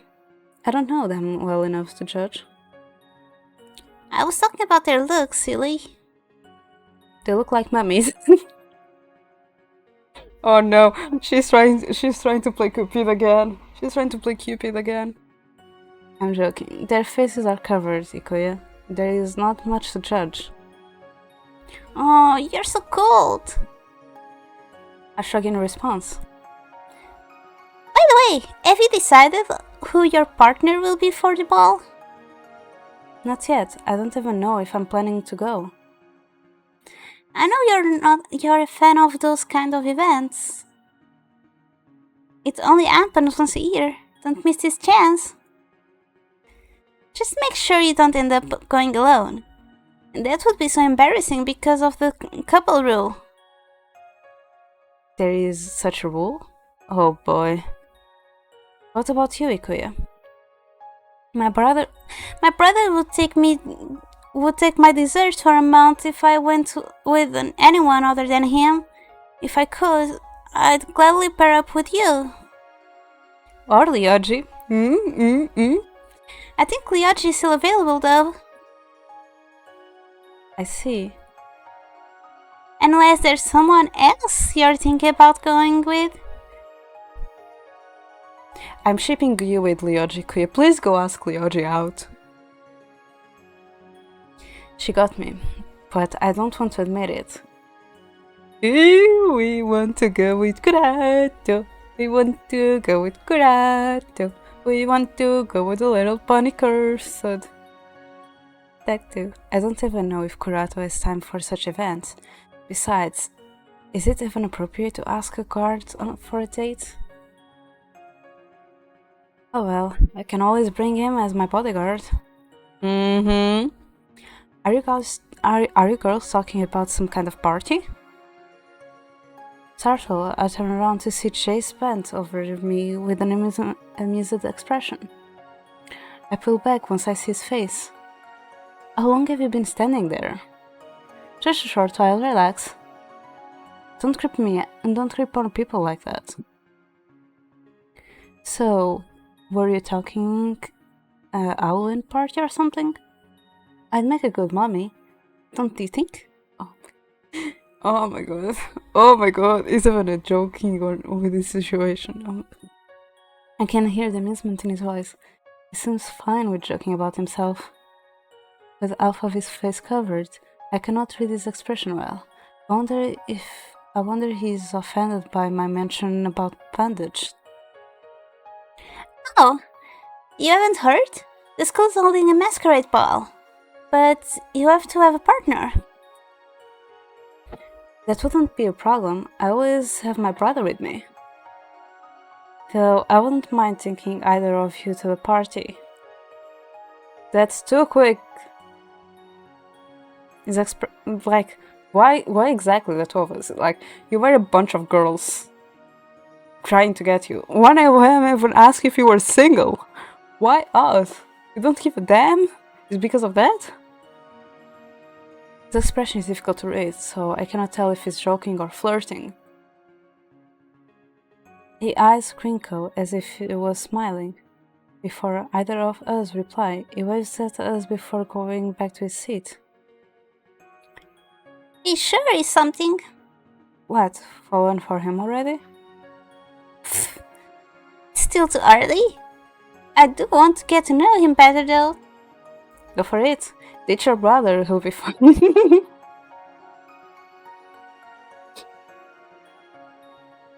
I'll feel giddy if I do that though. I've been pressuring him to go, and he doesn't have any friends to go with. But you deserve to have a good time too. Maybe. I'm going to try convince him again to find a date for him. Good luck, Ikoya. After class, Leogis asked me to bring a few papers to the student council room. He has been running everywhere all day to prepare for the masquerade ball, so I thought I would do him a favor and help him with the remaining tasks. I end up carrying an entire pile, which is a little too heavy for me. This task is so grueling. Didn't he say it was only just a few papers? I'll need help to finish this faster. I wonder where Ikuyu ran off to. At least the hallways are empty now. It would be troublesome to bump into someone and drop this, and just as we say. When I turn the corner, I see Kaisha against the wall at the other end of the hallway, as if in hiding. While approaching him, I greet him cheerfully. Kaishi! He glances at me for a second but does not reply. Hey Kaishi, I'm talking to you. Shut up, Miss Bored Face. Like you're any better, you midget. With a piercing glare, it dashes toward me and punches a small hand against my mouth. And pushes. Startled, I almost drop the papers, but his other hand quickly supports the bottom of the pile. He shakes his head, then slightly tilts it in the direction of the edge of the wall. I quickly nod, and he lets me go. I follow Kashi to his original position. There are voices coming from the other side. Both of us stay still as we listen. What's the point of attending school anyway? It is so damn boring.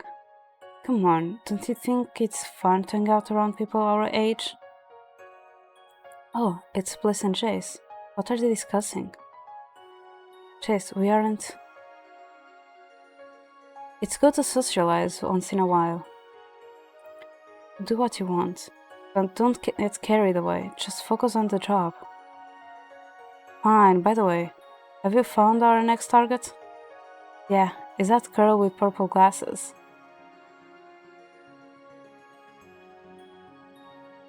It can't be just one, who else? It would be too conspicuous. Soon they'll suspect something is up. I think the guy sitting in front of you in class with you. What was it called again? Maybe I should start memorizing names. You're only here temporarily. It'd be a waste of time. Anyway, take care of that one. I'm not cleaning up after you. What are the two of you up to? I move closer, straining my ears, but suddenly the pile starts slipping from my arms. Oh no. In an attempt to keep them together, I stumble forward, causing some sheets of paper to fall away. Anyway, my cover blown, the twins see me and walk in my direction. In a panic, I look back at Kaishi, but Kaishi's already gone. That brat. What are you doing here? I thought everyone left already.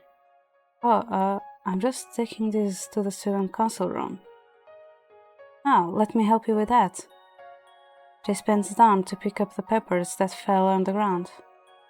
Jay stands there with arms crossed, looking at me with narrowed eyes. His cold gaze makes me nervous, but I try to keep my act together. Pretend you just walked by, Divian. Did you hear? Hear what? Don't play dumb, you obviously heard our conversation. I didn't. This moves closer to intimidate me. Unless you want some serious trouble, keep out of our business. Then here you go. Ah, thanks. Chase moves in front of his brother, putting the papers he picked up on the top of the pile. Hey, how about I carry those for you? We're leaving. He starts dragging his brother away. Chase looks back at me as if he wants to apologize. After they leave, I shake my head. It sounded like they were plotting something with the two students. But I only heard half of the conversation, so I'm not too sure. There's definitely something suspicious about those two. I should talk about it with Kurato later. Hey, I'm home. Oh. When I get home, the sight of Kurato and Shane in the living room makes me pause. What are you two doing? Both are already turned in my direction as I walk in. Kurato meets my glare with a guilty smile while Shane stares, the expression as hard to read as ever. Who said you're allowed to invite friends over while I'm away? I know, but it's an emergency. I look over at Shane, who does not react. Kurato was not here. I would have kicked him out. Since I'm here, can you tell me what happened? You don't mind, right, Shane? Shane crosses his arms and averts his eyes. Kurato takes that he does not mind. I take a seat beside Kurato and wait for them to start talking. Shane's client got killed by someone while he was on another case.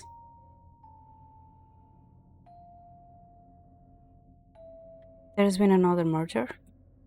Apparently, he wasn't working alone, or maybe he had two unrelated.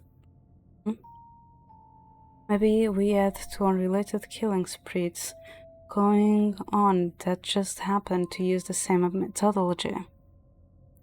We're missing too many details to say for certain.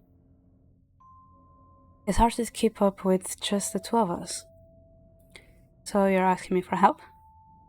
No, we're saying you might die. Okay.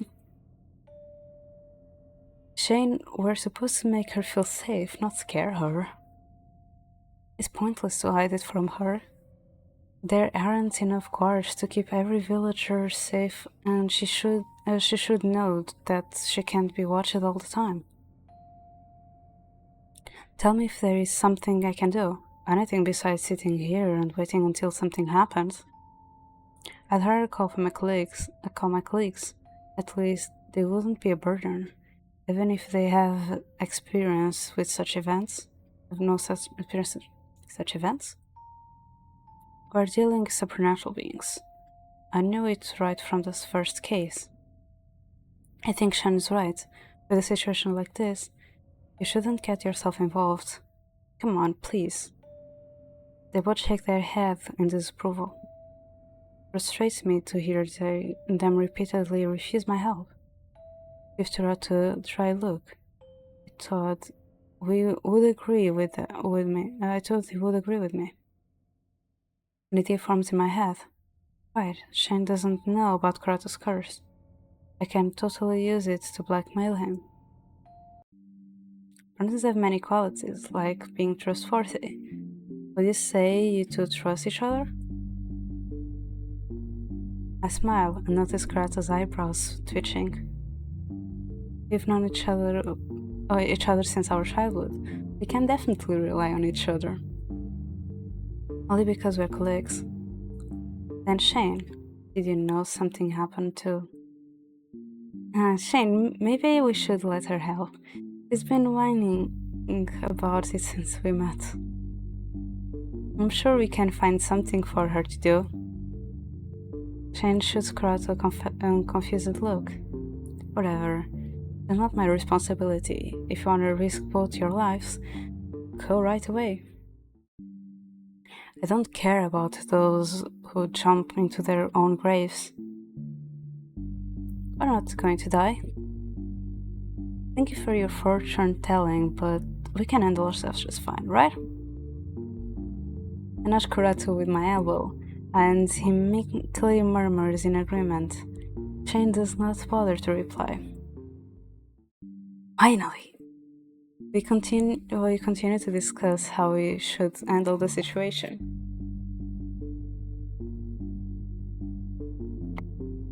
I remember what happened in school with Blaze and Jace earlier, so I throw the topic in. Shane does not take me seriously, but Kurato goes quiet, considering the idea.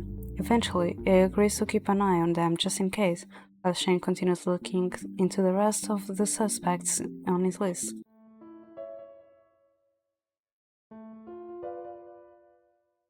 The meeting does not last long before Shane has to go back to work. As soon as the door closes, Kurato groans, stopping against the couch before turning to glare at me. Diviana, did you really need to scare me like that? I didn't know how else to convince you. Why were you worried he would actually believe me? You could have easily avoided the topic. I didn't think of that. Anyway, I know I said I would protect you, but because of what's happened, they're spreading out the security team. You won't see me here as often. That is obvious. You can't be next to me all day. Still, it feels like I failed again. I gently pat Kurato on his shoulder and let out a sigh. It is not like him to act so negative. Hey, how about you teach me some self-defense? I don't want to be a dead weight. That's a good idea. I can teach you some of the simpler stuff. Come here. We spend the rest of the day with Kurato teaching me self-defense moves. Throughout the lesson, we emphasize that I should avoid confrontation as best as I can, explaining how I can use what it is teaching me to distract an attacker by the time to escape or get help. Why are you asking for self-defense when we kicked the stalker in the prologue? We avoided with free Kaishi from a burglar or muddler or whatever. Why are we asking? We kicked an entire gang from a school event. Why are we asking for self-defense? We can well self-defend ourselves. Kurato is surprisingly oh my goodness, knowledgeable about this. This professional side of him almost makes me forget his typical laid-back character. At the end of our short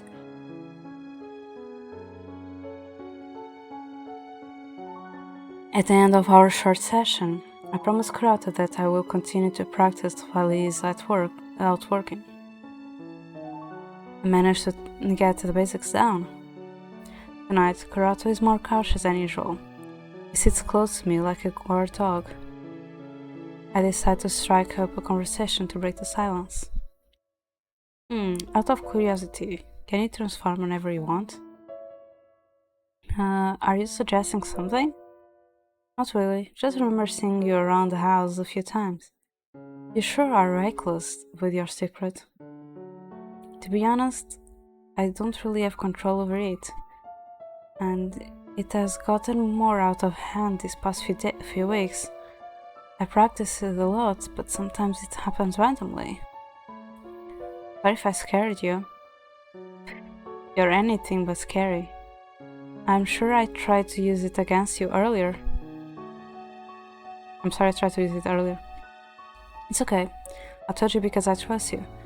Just please, don't let anyone else find out, especially Shane. Do you really think it'd kill you? Absolutely. It wants to get rid of all supernatural beings, regardless who they are.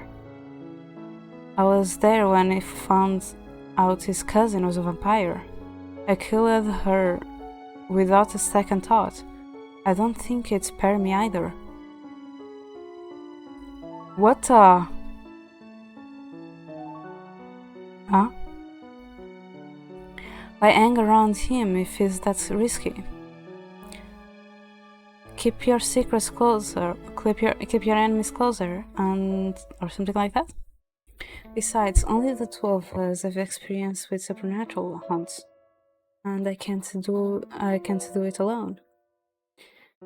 You haven't explained to me why you are hunting them. The reason is... It's hard to explain, Diviana, to be honest. I'm a little confused myself. I've taken so many lives. It doesn't feel like anything now. I'll tell myself it had to be done, and I don't regret what I did, but thinking about what I do makes me question myself even more. I realize that no person, no action is inherently good or evil. At the end, it all comes down to the choices we make. If I turn it out to be a demon, would you kill me? Or would they kill me too? Don't be ridiculous. You're the only person keeping me sane. I'd rather stay by your side like this than live alone without a curse.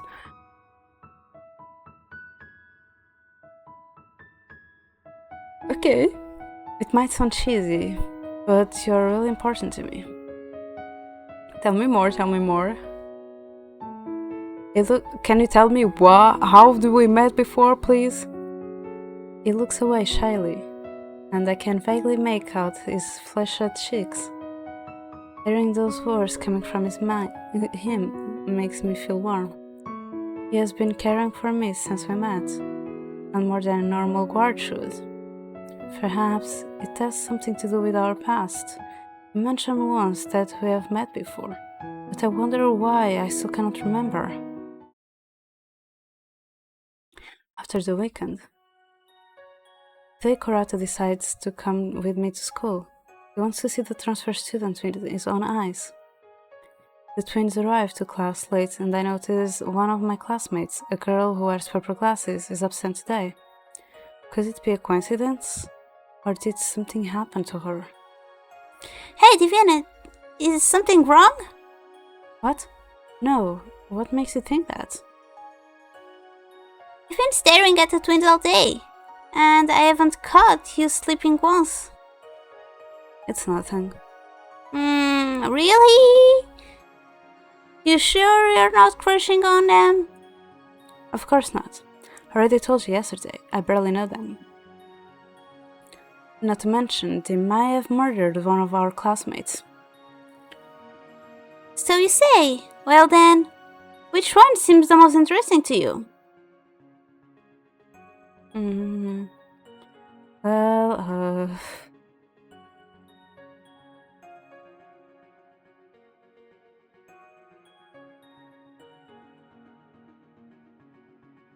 both, I guess. Sorry, they are just side characters. I got an achievement. Sorry, they are just side characters. You can't date them. I'm sorry.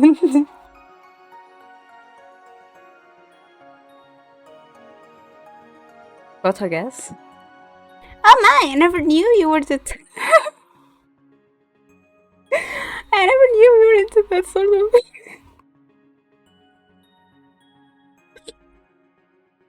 Oh my, I can't read the quiz. I can't read the quiz. Reactions. I never knew you... I can't even finish. I never knew you were into that sort of thing, to be honest. Neither did I. That's not... Wait, stop teasing me.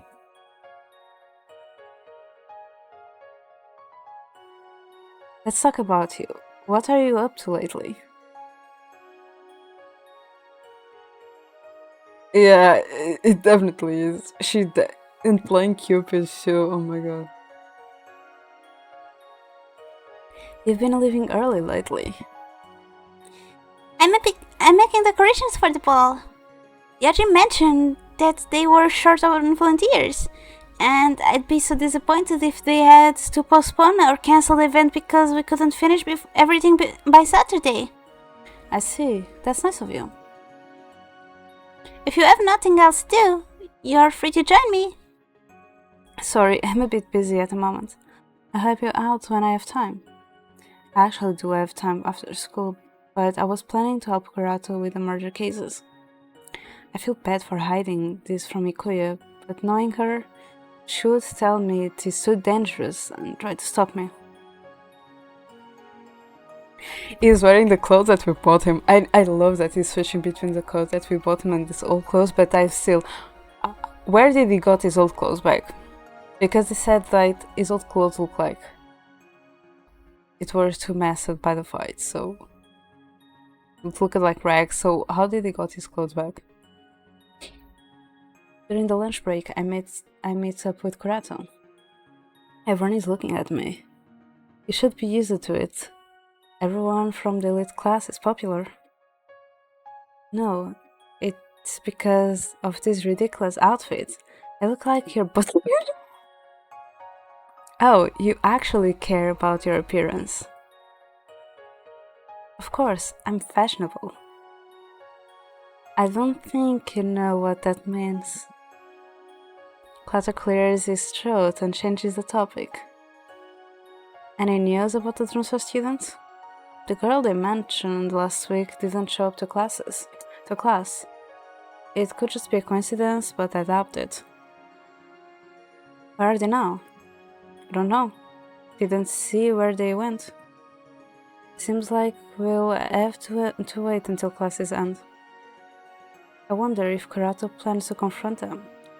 There is no way I can ask the twins directly, especially after Blaze's threat the other day. After class, Kurato waits for me outside. It seems he finished early. You can notice him looking and asks me about it. I introduce Kurato to her as my friend. I didn't know you went around people from the elite class. I get a little flustered as she looks at me with a mischievous grin. She takes my arm and pulls me closer before whispering. He's really just your friend? Is he really just your friend? Is there something else there, girl? What are you implying? You guys seem close. You're reading too much into this. I see. If you ever need help, I'm here for you. She winks to me before leaving us alone. Were you talking about me? Were you two talking about me? Just some private stuff, nothing you need to worry about. Anyway, Krat, look there. Those are the transfer students I was talking about.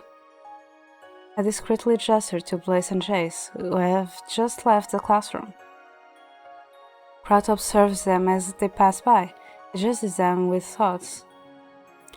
His lips form a small O, though I do not understand what that implies.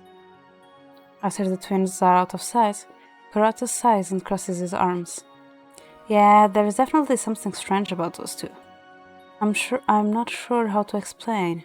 Something about them doesn't feel right. I thought the same, but there's no proof. There's no proof they've done anything wrong. Don't worry, we'll figure them out soon enough.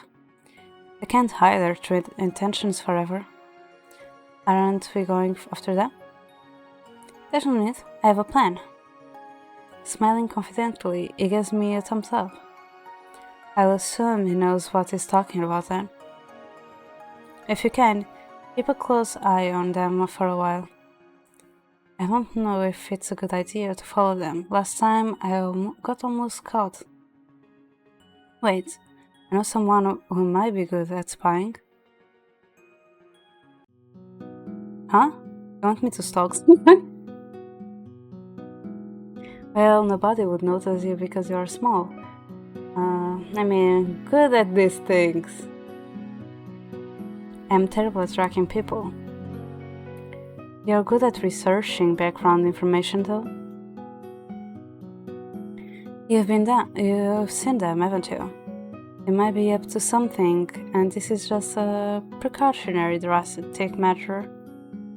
I'm not interested in them. Have fun by yourself. So that wasn't you in the hallway last week, then? I guess I must have imagined it, considering how quickly it disappeared. Kashi sighs and lowers the book he is reading, glances at me and thinks for a moment before speaking. I just wanted to confirm something about the new students. It's a personal thing, and none of your concern. I don't care what you do, but just be careful. You might bring disasters upon yourself. The conversation ends there, so I leave him alone. I don't need Kaishi's help. I can follow them myself. I am not shaken by his words, but he is right. I have to go about this carefully.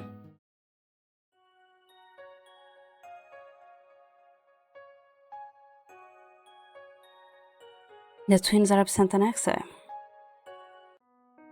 I walk around the village after classes, but I cannot even catch a glimpse of them. Of course he skipped classes as soon as we come up with a plan.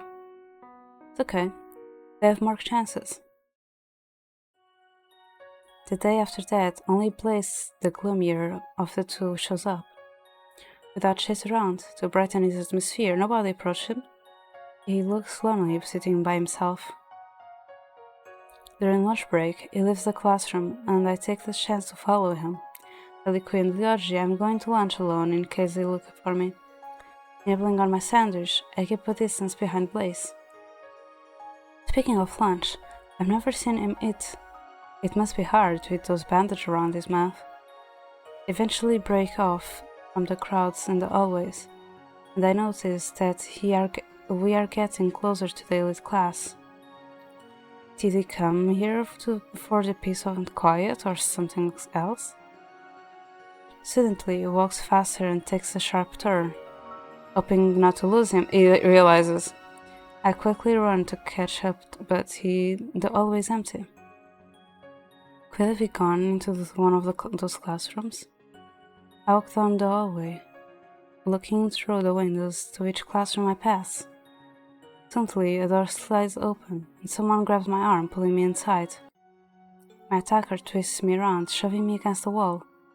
Blaze frowns at me for a second before releasing my arm, taking a step back to close the door and lean against it, blocking my escape. So you were following me. Blaze stares at me, waiting for an explanation.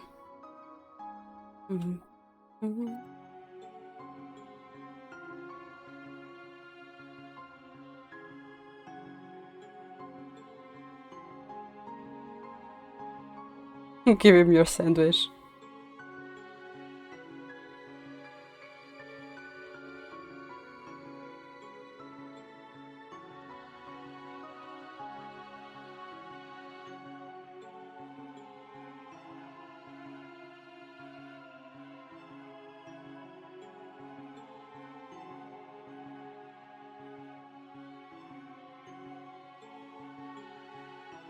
Kurata said for us to find a way to get out.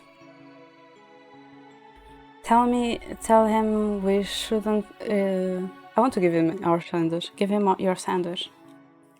I never see you eat, so I thought he might be hungry. I wanted to give you the sandwich.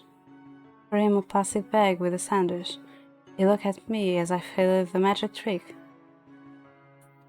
He shows the sandwich back and shakes his head. Nice try, but you won't get me to unwrap my bandage. Why not? You are embarrassed? It would give you nightmares. Huh? You can't look that scary. I'm not going to repeat myself. You hardly know me. How can you possibly know how I'll react? Anyway, let's head back. He straightens but rests his hand to the door instead of opening it. I give him a confused look. One more thing, stay away from me. You're annoying. Did I do something to upset you? If you explain it to me, it would make things clearer. I want you to leave me alone. That clear enough? He stares at me, as if expecting a reply.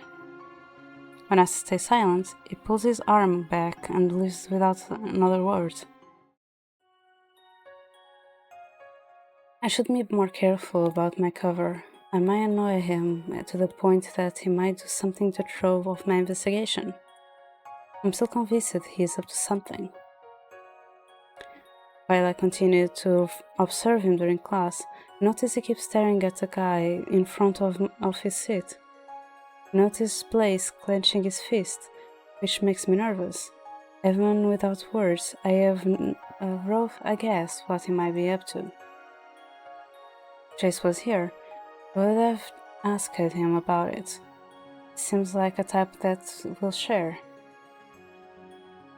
After class, I continue to discuss with Kurata. I tell him who the next target might be. If they really are related to the incidents, would they show their faces in school of all places? The thought of them being here just to kill someone is terrifying. I did some checking at work, but can't find anything about them. They aren't special investigators, and they don't have any records, so they must be new in the village. What's your next move? I ask Shane to keep an eye on the target. If you're lucky, we'll be able to catch them in the act, or at least eliminate them as suspects. Can you really pull it off? You're underestimating me on so many levels, Viviana. Not like that, I'm concerned about your safety. What if the twins are really dangerous? It will be 2 against 1. Carter reaches out to me and pats my shoulder. He aims to make me feel at ease. I smile weakly at him, but he gains my trust.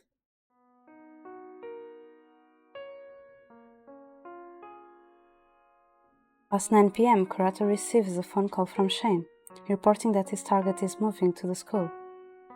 He asks Kurata for backup, so we both head out. Seriously? Why would anyone go to school this late? I heard that it is a night class, though I don't know the details. You thought the school would cancel that since it's dangerous around this time? Maybe.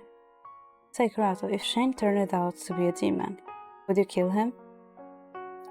I seriously doubt he's secretly a demon, but no, I wouldn't kill him. Despite what he claims, still consider him a friend. So if we're friends with all supernatural beings, you wouldn't need to kill them. It's not that simple, because you're making it complicated. Crowd rubs the back of his head and smiles softly. He's pretending to agree with me, but I know he still has his doubts. When we arrive, the front doors are unlocked. Seems someone is already here. Entering the dark building, we look for Shane and the target. I've been here once before, and it's just like I remember. Our footsteps echo through the space as we wander around. Why don't you call Shane? He told me not to. He said it might disturb him or alert the target. You really think Blaze will show up? We are waiting for Blaze taking the bait. With 2 investigators and the student as witness, it should be enough as evidence. Maybe just try to be patient. Gives a comforting smile and pats my shoulder. My eyes adjust to the darkness, and I start to see the environment more clearly. Suddenly, Kurata stops walking and grabs my hand. He presses his index finger against his lips and gestures for me to stay still. Strange sounds, a mixture of footsteps and something metallic being dragged across the floor, echo from the hall in front of us, growing closer. Kurata and I rush into the nearest classroom, huddling together behind the door to peer through the opening. A tall, blonde guy wearing a black and white shirt passes by. Something strange sticks out from his posterior, tapping the floor as he walks. Tail? He holds a long seat in his right hand with the blade dragging on the ground. There is something familiar about him. I cannot tell what. The description sounds a lot like Roya. After he disappears down the hallway, Kurata and I come out for our hiding spot. We give each other confused looks as we wonder who it was. That's it. I think that was a Shinigami. Or maybe just a really good cosplayer? You mean a death god? Why would one of these be wandering around our school? Probably to take someone's life. Thinking about it, did we lure in the wrong person? Never mind, Blaze. This is a golden opportunity to take a Shinigami's head. What the?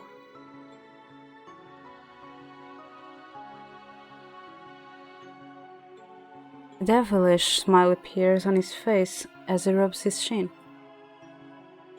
I know he is eager to take out supernatural creatures, but I do not think this is a good idea. Forget about the Shinigami, we need to find Shane. But he looks over his shoulder, hesitating. I put my hands on his cheek and force him to look at me. We're here to give backup, not to chase after another guy. Come on, let's go. It'll be quick. Just wait here for a minute. What? Do you know a quick way to kill that god? You don't stand a chance alone. Kurata pulls my hands away from his face, smiling innocently. Thanks for your concern, but I'll be fine. Trust me. Shane is dealing with the target right now, so I'm going to go to do a bit of crowd control. This is only after that guy anyway, so would be fine by yourself. Still be fine by yourself. You can call for me if something happens. Kurata lowers my hand and smiles innocently. Before I can say something, he winks at me and runs off.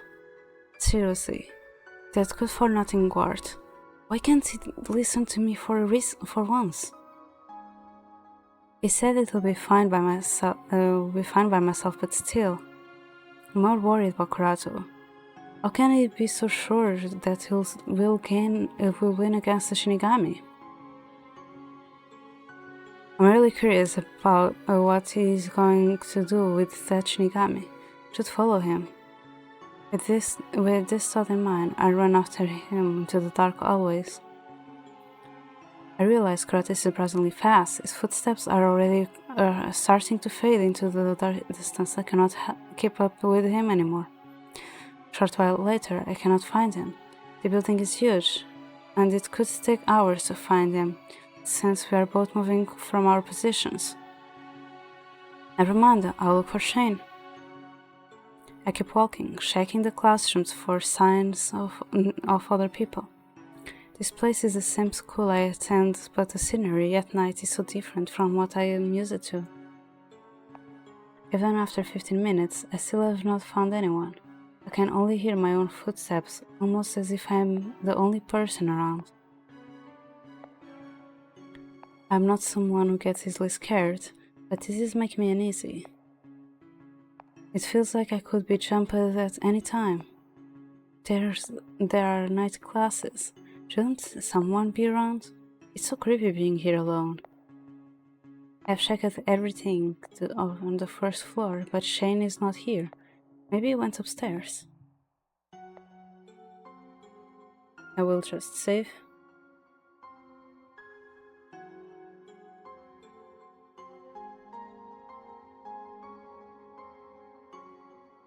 We'll end here today.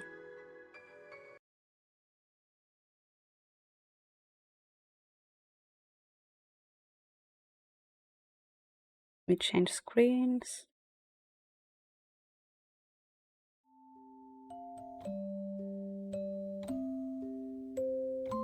Let's see.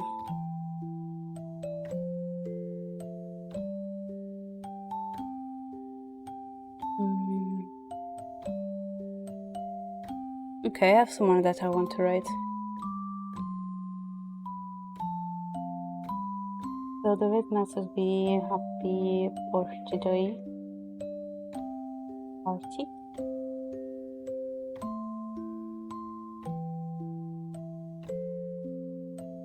So this is a red message for everyone.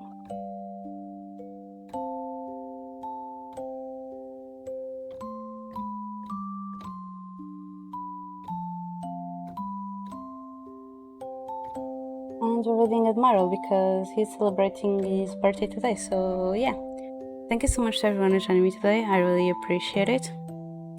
I'll be back on Sunday with the first day of our 2-year / Christmas celebration. I'll be streaming 4 hours for 3 days. So Sunday, Monday, and Tuesday, the times will be different. Everything is on my Blue Sky or Twitter or Discord. So yeah, thank you so much for everyone joining me today. I really appreciate it. I'll be back to the visual novel in 2 weeks, and see you on Sunday. Bye bye.